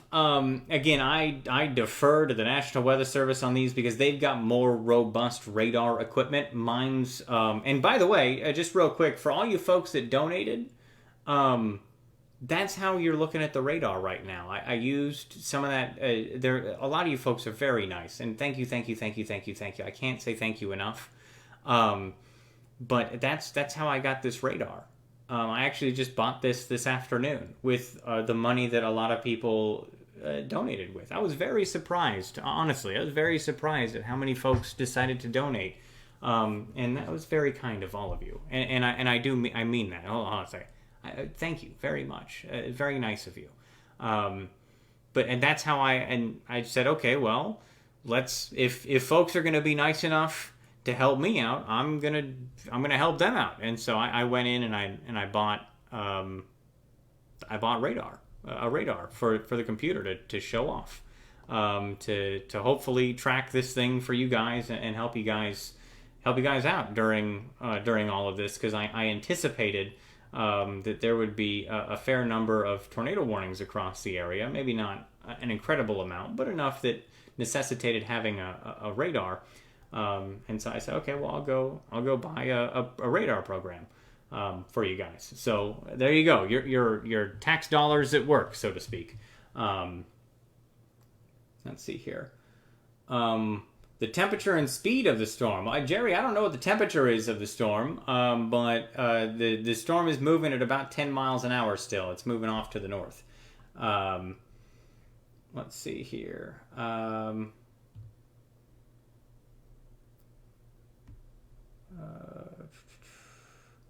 When will NOLA get some relief trying to tell family that doesn't have power? Beth Ann, not for a while, in fact. So the center of the storm is right here. New Orleans back down here. This thing is only moving at about 10 miles. That's too much northeast. It's not moving like that. It's moving like that. About 10 miles an hour. So the back edge of this is about right here. It's close.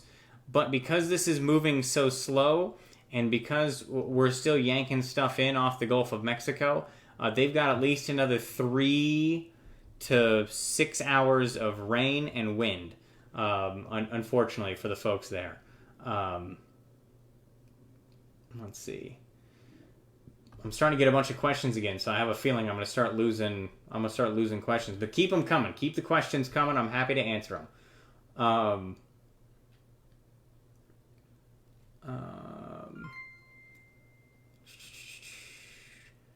Yeah, GR level 3, Caleb. Yeah, no, that's going to be perhaps my next investment with folks that are donating through the website.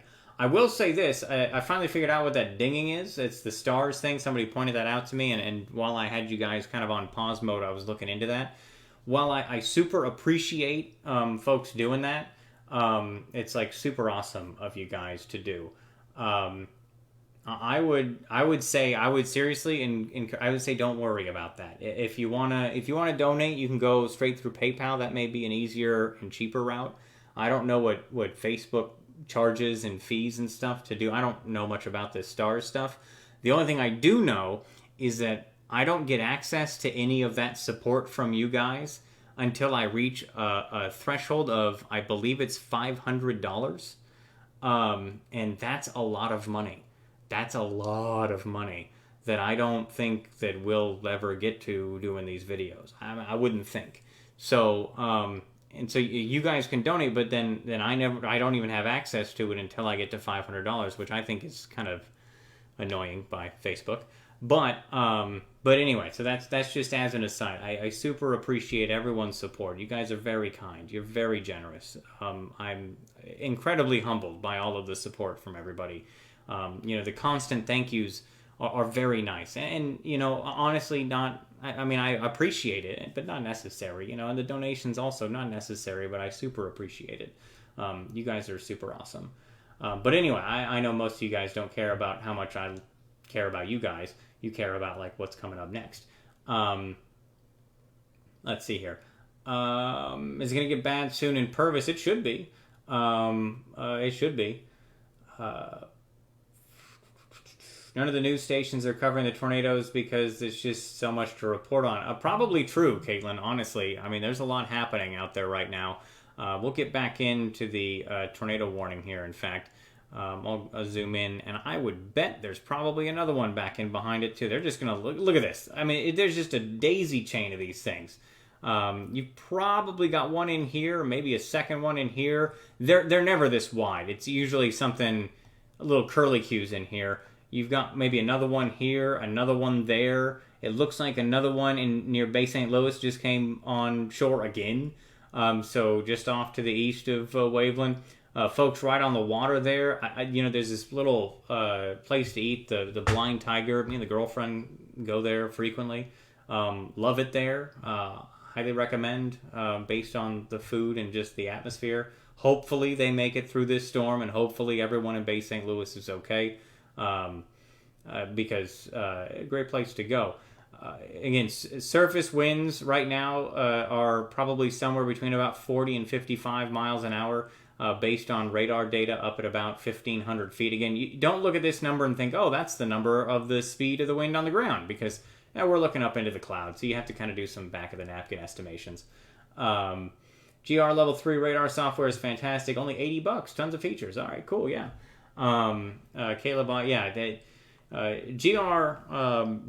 Analyst, GR2, GR3 is great stuff. I'm not as familiar with it as I am RadarScope, the program I've got here, just because I'm used to looking at RadarScope on my phone, and most of the other radar stuff that I've done from all of my career has been at a TV station through WSI, which, by the way, I'm also looking at getting for situations like this, depending on the cost. So that's good news. When do you think it will be below hurricane force wind? Tesha, so where are you currently? Asking that question from, and that will be a better answer that I can give you. But I will say most of the area that I think that I'm talking to aren't even dealing with hurricane force wind at all. In fact, if we go back to actually, I'll turn this back on. You've got to go kind of over into the kind of Covington to Hammond area to get into kind of hurricane force wind. And again, we're looking up at height. So again, don't take the numbers. Don't take 103 miles an hour. Say, oh, the 103 mile an hour wind. It's not. It's probably a little bit closer to 85. But you're probably mixing down a fair bit of this wind, a fair bit of it.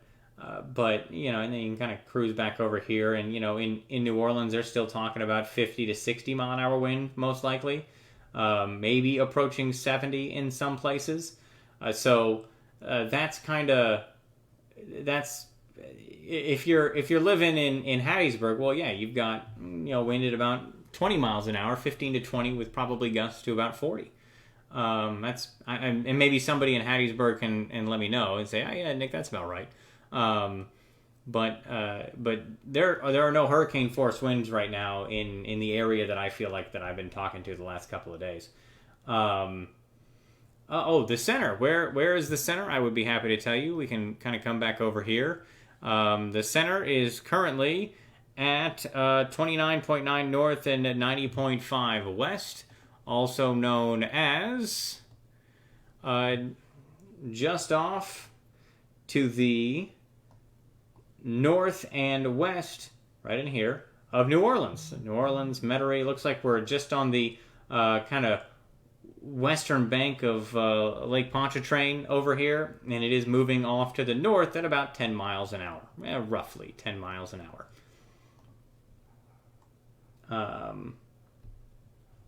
Austin, that surface winds versus wind aloft, it's kind of a back of the napkin estimation. And so, please keep telling people about stars and tell us PayPal. Yeah, PayPal, if you really want to help, that's probably the easiest way to do it. Because again, that stars thing is, it's nice by Facebook to think about that, but then they charge fees in order to do it. Facebook, they got to make their money. And then they don't let me have access to any of that until, I get a pot that's up to $500, which is kind of annoying. This is not the intermediate update. I've been trying to find that intermediate update information, and the National Weather Service and the National Hurricane Center, there we go, just don't want to update their page. Now, usually you see it right in here, and it's updated every single hour. But for whatever reason, it is decided, bam, there we go, update, maybe, there it is, 9 o'clock update. Wind now at 110 miles an hour, moving northwest, northwest at 9 miles an hour, pressure at 950 millibars. There we go. There's your update, folks. All right, let's see. Let me flip back over to that guy. There's the update. Found it. So we are currently 30 miles off to the west-northwest of New Orleans, or 40 miles off to the east-southeast of Baton Rouge. Sustained wind at 110 miles an hour. That's in that core center, and it's really off on the northeastern side of that core center of circulation, moving off to the north at about 10 miles an hour. So over on radar scope, you can kind of see a look at that kind of right over there, moving off to kind of the north-northwest at about 10 miles an hour.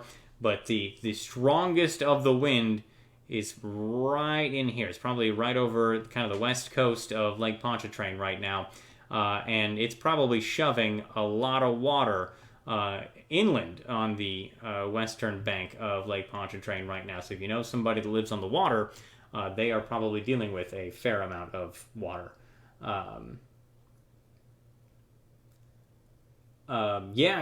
Folks in Gulfport are going to be dealing with continued this through the overnight hours. Same goes up in Wiggins. 20 to 30 in Hattiesburg is pretty close. Thanks, Brian, for kind of the ground truth on that one. Downgraded to a Cat 2. Yep, Neil, it's moved ashore. It's now a Cat 2. Let's see here. People are getting impatient. My husband's getting impatient. Yeah, I know. 110 in the eye wall and Gus in the bands. Yeah, so 110 is in the eye wall, that 110 number, Beth Ann. Once you get outside of that, then you're talking about wind gusts up to 100, up to 90, up to 80, up to 70 as you march away from the center of the storm itself. I just realized, I need some water. Give me a hot second, folks.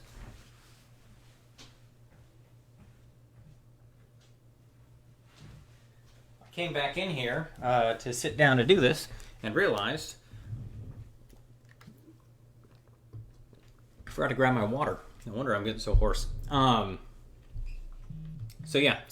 wind is generally on the outside of things. I just got a text from Big Time Timmy Jim.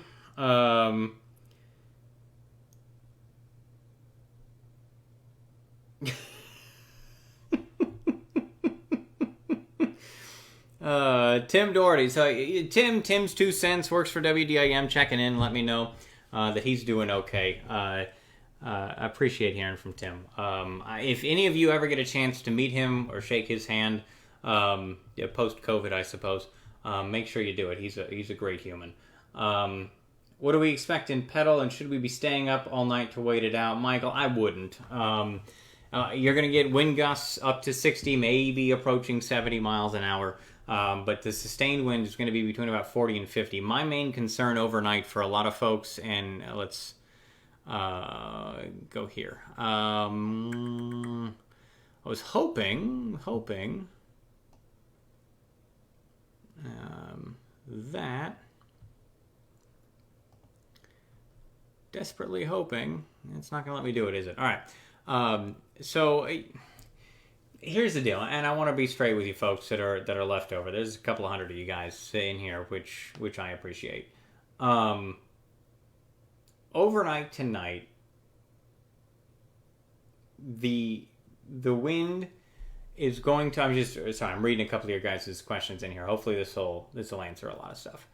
The wind overnight tonight is not going to be hurricane force for a vast majority of the area. It's still going to be enough to knock over trees. That's my biggest concern. Knock over power lines, also my biggest concern.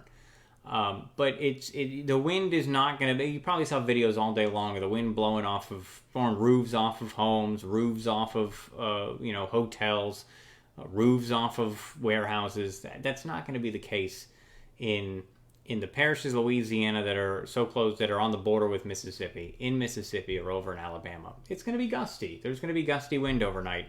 For you folks that have lived in South Mississippi for a while, you guys know that you get these thunderstorms that roll through in the spring and it gets real gusty wind for a while. you're going to have that as the rain bands move through. But in between those rain bands, a sustained wind at 20 to 40, maybe even 50 miles an hour for a lot of places. It's the wind gusts in these rain bands that are going to get up to 50, 60, maybe even 70 miles an hour for most folks. And that's going to be as strong as the wind gets. But my concern is with all of the rain, that constant kind of 30 to 40 mile an hour wind is eventually going to be too much for some trees in the area. Not many trees, not all trees, but some trees, and enough of them that my concern for you guys is if you're sleeping on a second floor or a room with an exterior wall that's next to a tree, my concern is the tree coming down and going through the house. That's my concern for tonight. I'm not worried about folks losing a roof from a tropical tornado rolling by. I'm not concerned about folks losing a roof just from the wind or having their mobile home get rolled by a tropical tornado. That's not my concern. Could it happen? I suppose. But my main concern tonight, and probably your concern too, should be wind, not terrible wind, but wind blowing trees over and those trees going through homes. There's no reason to stay up overnight tonight because this is going to be an all-night event for everybody. So if you say, I'm going to stay up until the threat passes tonight, you're going to be up until tomorrow afternoon.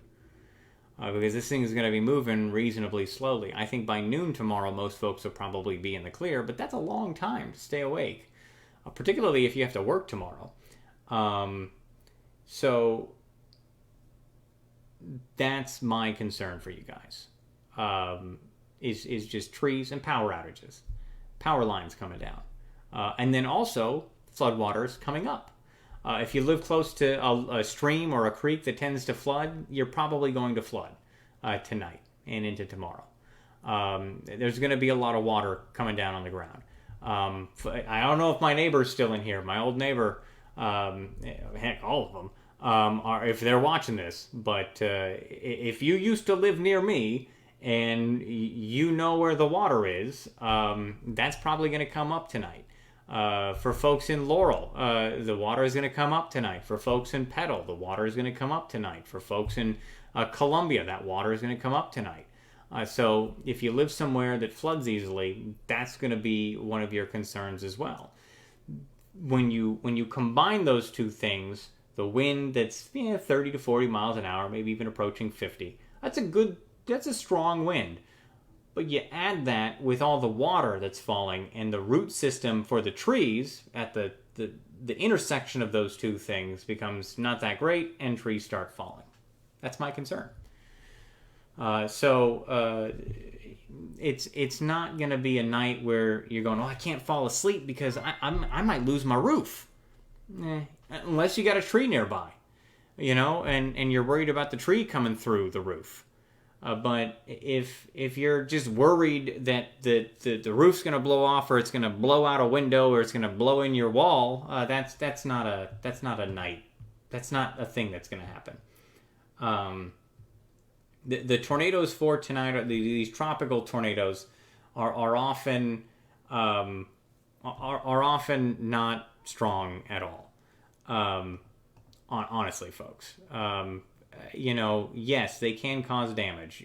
Yeah, they can put a tree through a roof. They can pull some shingles off your roof. They can send some debris through a window. But I got to tell you, this isn't gonna pull a house off a foundation or a roof off of a building.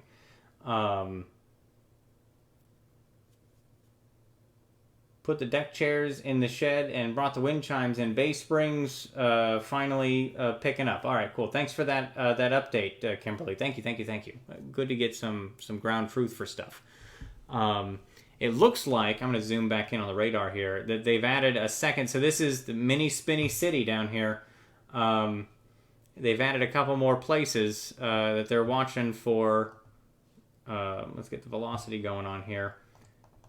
See, it's the same places I was talking about earlier, just kind of moving ashore.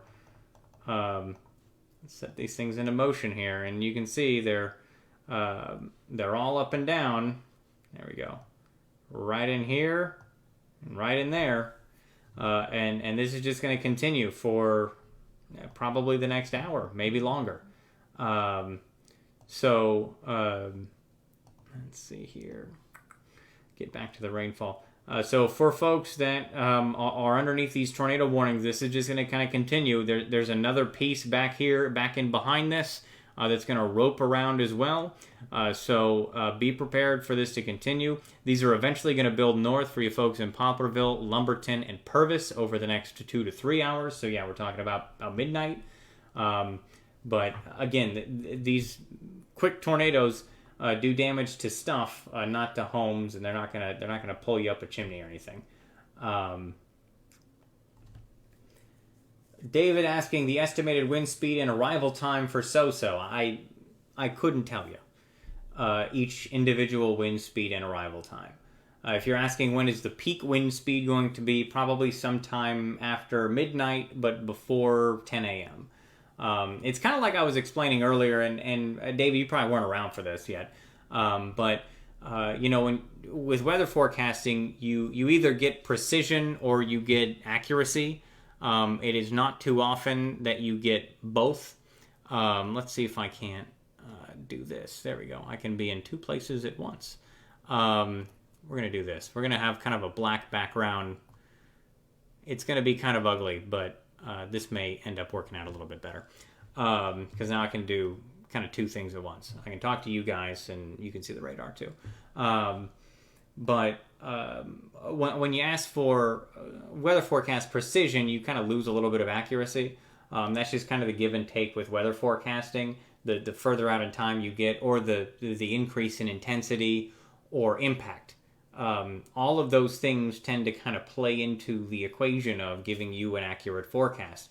If you want to know, so for example, the job that I do on a daily basis is an hourly forecast out 14 days. You guys may remember me doing the 14-day forecast on TV. I now do that for the company I work for two different places on an hourly basis out 14 days. A lot of precision is needed out 14 days, but we do lose a fair amount of accuracy, as you can imagine. On day 14, if I say, high temperature of 85 and partly cloudy, maybe the high temperature that day ends up being 80 degrees and it's mostly cloudy. So that wasn't a very accurate forecast at day 14 because I had to be very precise. But if at day 14 I could say, around 80 to 85 degrees and there's going to be some clouds in the sky, it's a very accurate forecast. It's just not very precise. So to answer your question, David, asking what's the estimated wind speed, the peak wind speed, and the arrival time, your peak wind speed is between probably 35 and 55 miles an hour for sustained wind. Depending on your location, if you're at the bottom of a valley, top of a hill, behind a grove of trees, I don't know where you live specifically, and even if I did, I don't know what it looks like, so I can't give you a very precise number. But in general, probably 35 to 55. I may be downplaying. It may be 40 to 60. But your peak wind gust will be about 60 miles an hour, maybe approaching 70, depending on where these rain bands set up. And you may say to yourself, well, Nick, why don't you just tell me where the rain bands are?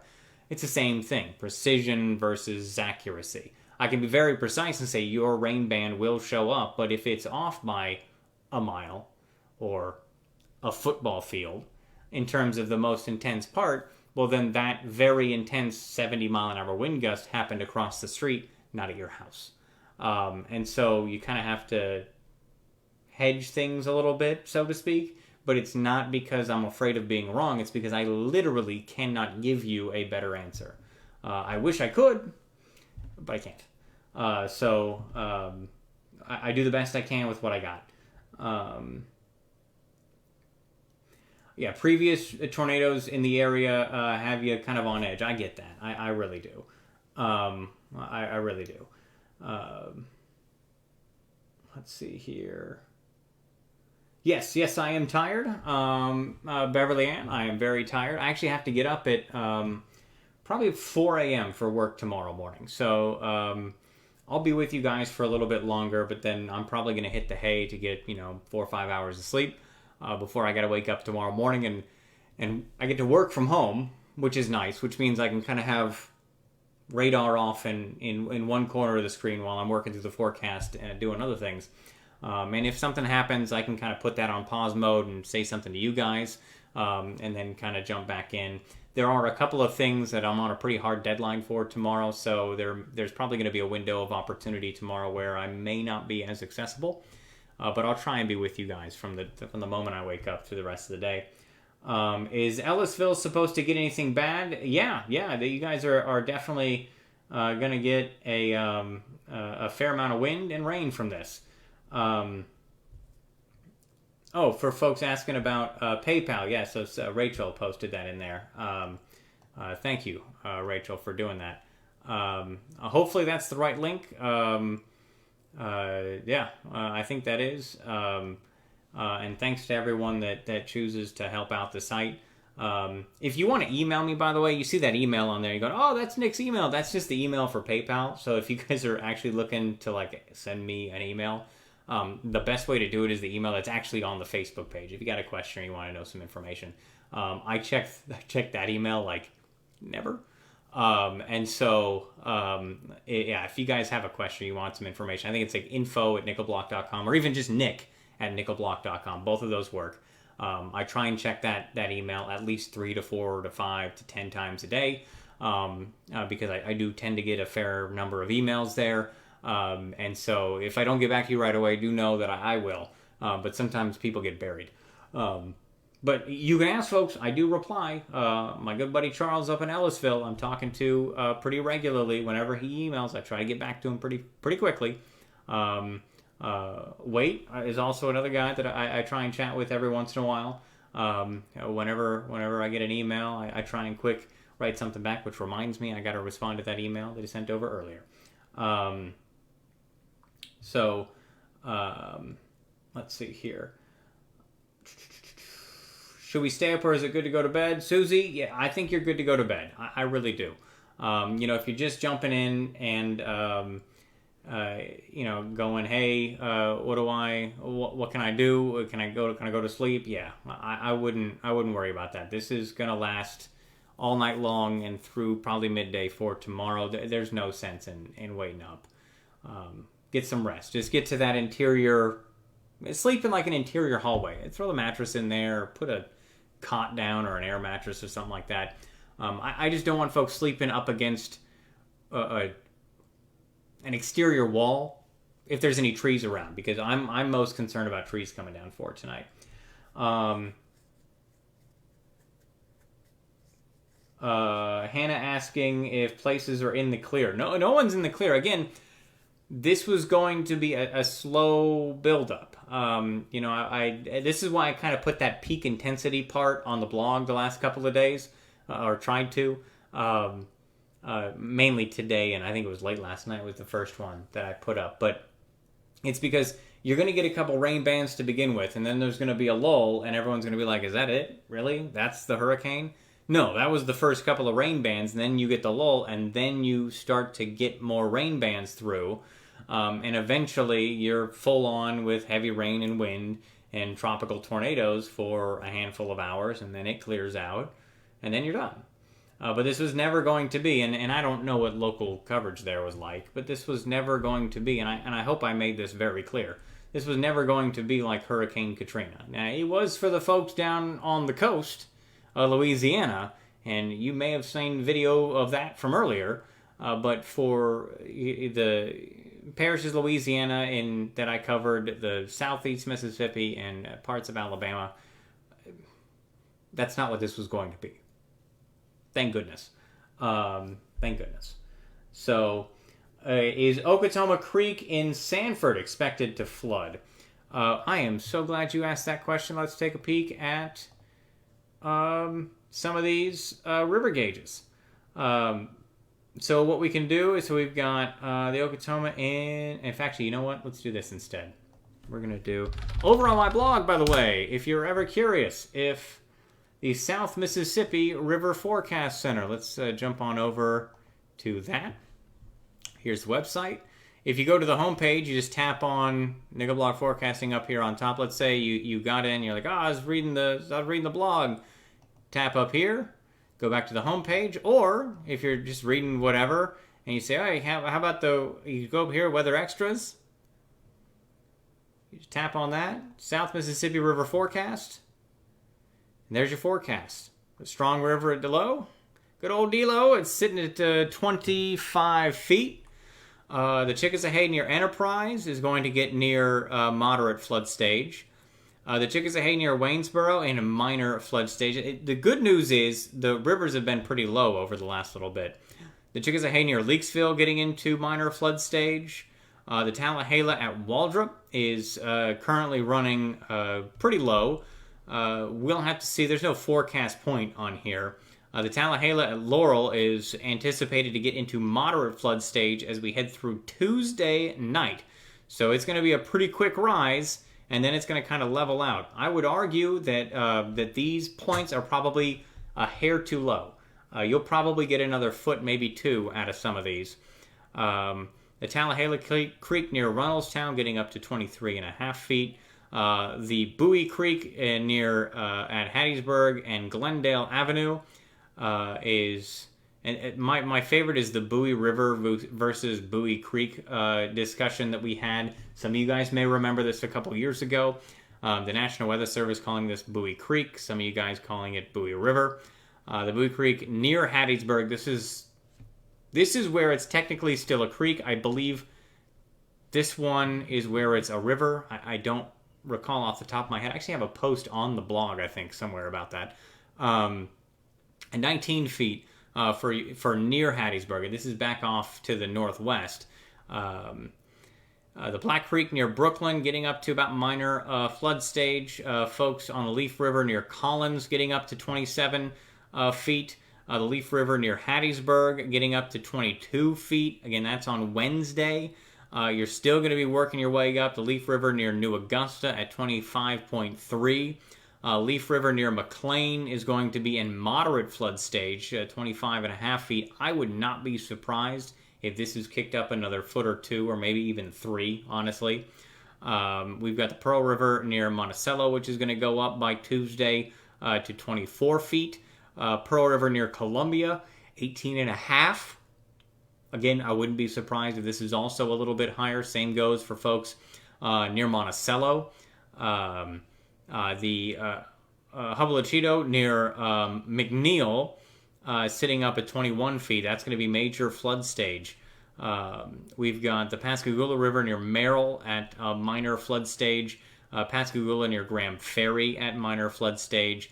The Bogchita near Tylertown sitting at moderate at about 21 feet, and that is coming up on Monday night. I wouldn't be surprised if this peak is a little bit higher as well. Red Creek near Vestry, again, no forecast point here, but you're sitting at just shy of 8 feet. Here's the Biloxi River near Wortham. Now, a lot of this is probably surge, too, but currently sitting at 4 feet. There's the Okatoma near Sanford. It had a quick bump, and then it kind of eased back on Friday. But again, no forecast point here, but I wouldn't be surprised if this goes up over the next few days. The Cypress Creek near Janus also on its way up, given all of the rain. But again, you can find this on the blog, so for you folks that are sitting around living next to rivers, it's under the Weather Extras. This is also where you find the South Mississippi forecast page with all of the recent forecasts here. Storm Prediction Center information also on here with a write-up from them. National Hurricane Center forecast, as well as their write-up, as well as their discussion that they've got.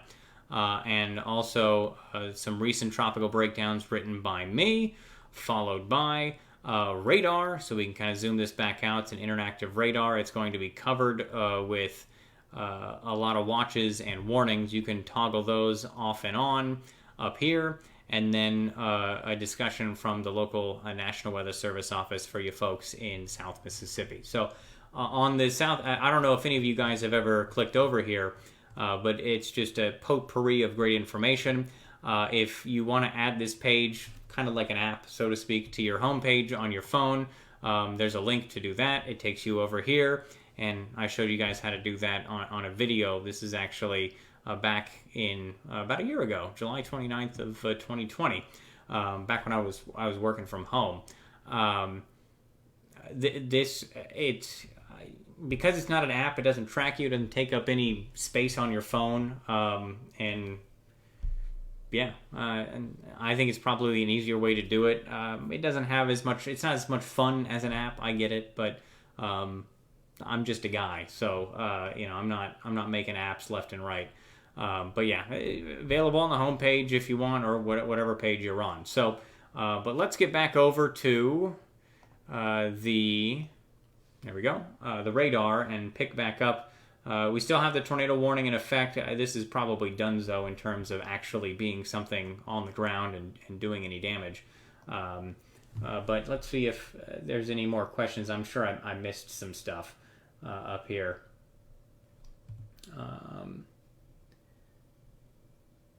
Judy's saying, "Oh, weather hasn't been the same." Oh, that's very kind of you to say. It's very kind of you to say. But I know they're doing great work. I'm sure of it. Let's see. Yeah. Go to bed. Stacy's pointing out. Yeah, go to bed. It's not going to be over until tomorrow midday. Tall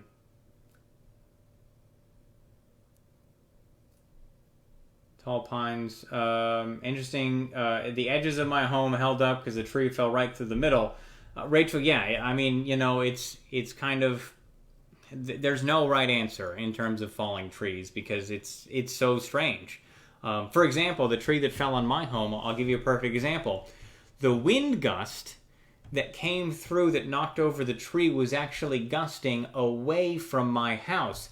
The tree, so let's say my house was over here. The tree blew away from my house, and as it rocked back and then fell into my home.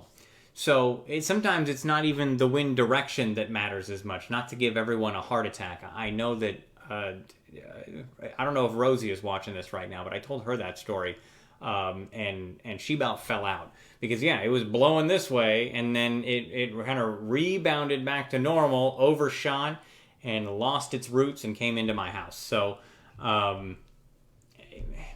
It's tough, man. Trees are tough. I am far from a treeologist, that's for sure.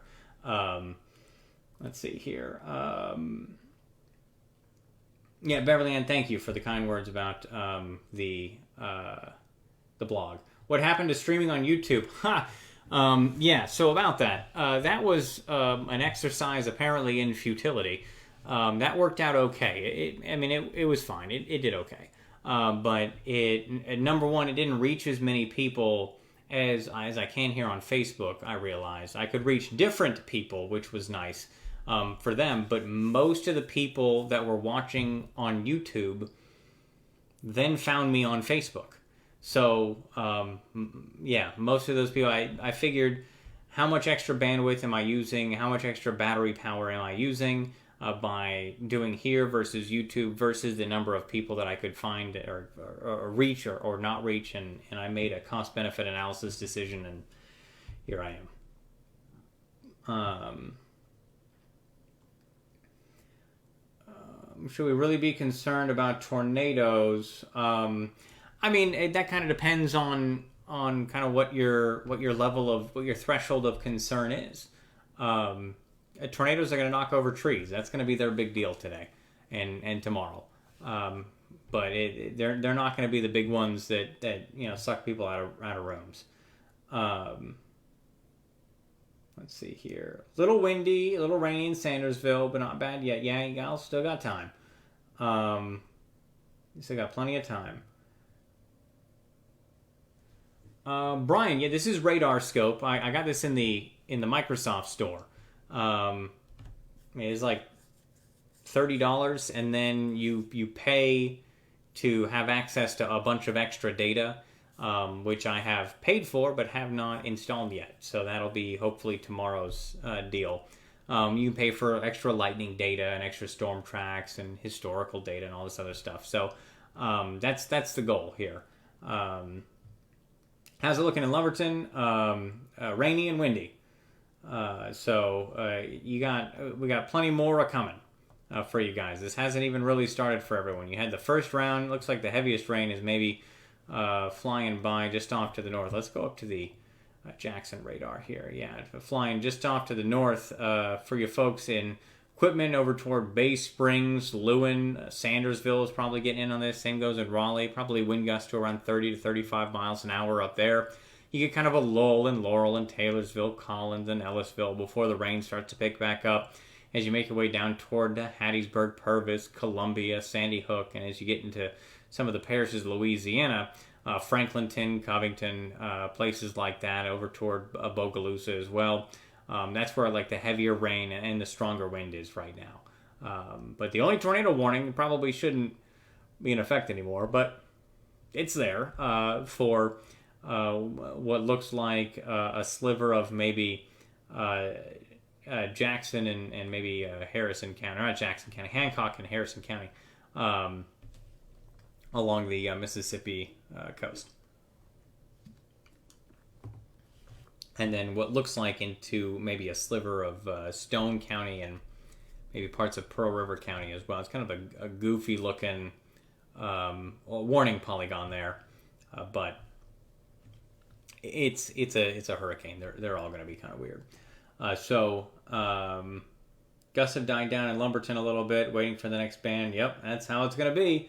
We're going to be windy for a while, then ease back, then windy for a while, then ease back. Do I think there's going to be a big threat for tornadoes in Jones County? Yeah, there's an equal threat everywhere, Chloe. Everyone has basically an equal chance for tornadoes tonight. About 5% tornado risk, which, if we were talking about, it being January or something like that, we would be talking about, a pretty decent shot that, there's maybe 2 or 3 or 4 tornadoes. With a landfalling tropical system, it'll be tough to pick out where the tornadoes are, but I will say that the chance that there's only 2 or 3 tornadoes is pretty low. There's probably going to be a handful of them as we head through the overnight hours. But again, these are knocking over trees, knocking over fences, doing a little bit of roof damage. They'll send trees through homes if there's a house in the way of the tree. But we're not talking about EF2s, EF3s, EF4s, or EF5s. We're not talking about January of 2017 or February 2013, the Easter tornadoes, the Christmas, December 23rd tornadoes. It's nothing like that. These are the brief and weak ones. They're going to be on the ground for 5 minutes, maybe 10 if it's a real good one. And they'll be moving about 40 to 60 miles an hour, and wind gusts will be as high as 70 in the tornado. So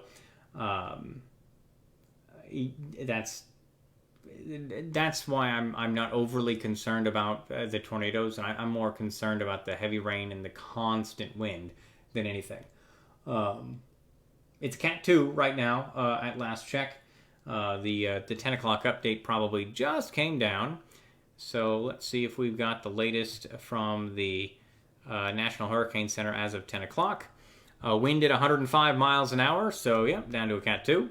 It is moving north-northwest at about 9 miles an hour still, and pressure is at 953 millibars.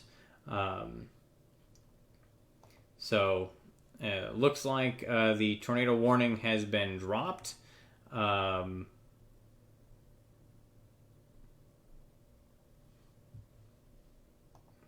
Yep, tornado warning has been dropped. It looks like there's a new one that's being issued right now that I am aware of. Checking in to see. And negativo. Nope. All right, sweet. Just making sure. Let's see. Oh, there it is. Haha. I went digging for it in the data, and it popped up on the screen right in front of me. So yeah, they just lobbed another one in there, and this may be just to kind of replace the other one, because again, these things spin up pretty quickly, and we'll have to see how long these things kind of continue. But I will say this: it's 10 o'clock at night, and I'm going to have to call it an evening, folks. What I'm going to do? Oh, too far. What I'm going to do, I can't leave the stream up because you can only run these things for, I think, 3 hours or something like that, and it's 2 hours and 53 minutes right now, so it's not going to last too much longer anyway. But I'm going to try and get some sleep for a little while. Hopefully I'll wake up, 4 o'clock, and this thing will still be chugging. And I won't have missed anything for you guys, but I will say that I do need to get some rest. because I got a 4 a.m. alarm and a long day at work tomorrow, as well as covering stuff for you guys. So everyone, stay safe tonight. Seriously, stay safe. Keep an eye on the weather. Have a way to get alerts not only from your NOAA Weather Radio, but also have an app on your phone. The FEMA app is probably a good one to do because it'll ping you. You can set it up to ping you for warnings in your area, for tornado warnings. Have a way to look at the radar. You can go to my website, right, the South Mississippi forecast page, and you can actually look at an interactive radar right on your phone. You don't have to download an app or anything. It's probably a lighter way, data-wise, to look at a radar. You don't have to load up an app and sit there and wait for it to cache a bunch of stuff. You just look at the radar. And I'll try and get up early and have you guys an update tomorrow morning. But in the meantime, everyone, stay safe tonight. Stay safe and keep up to date with the weather. And I'll see you guys tomorrow morning.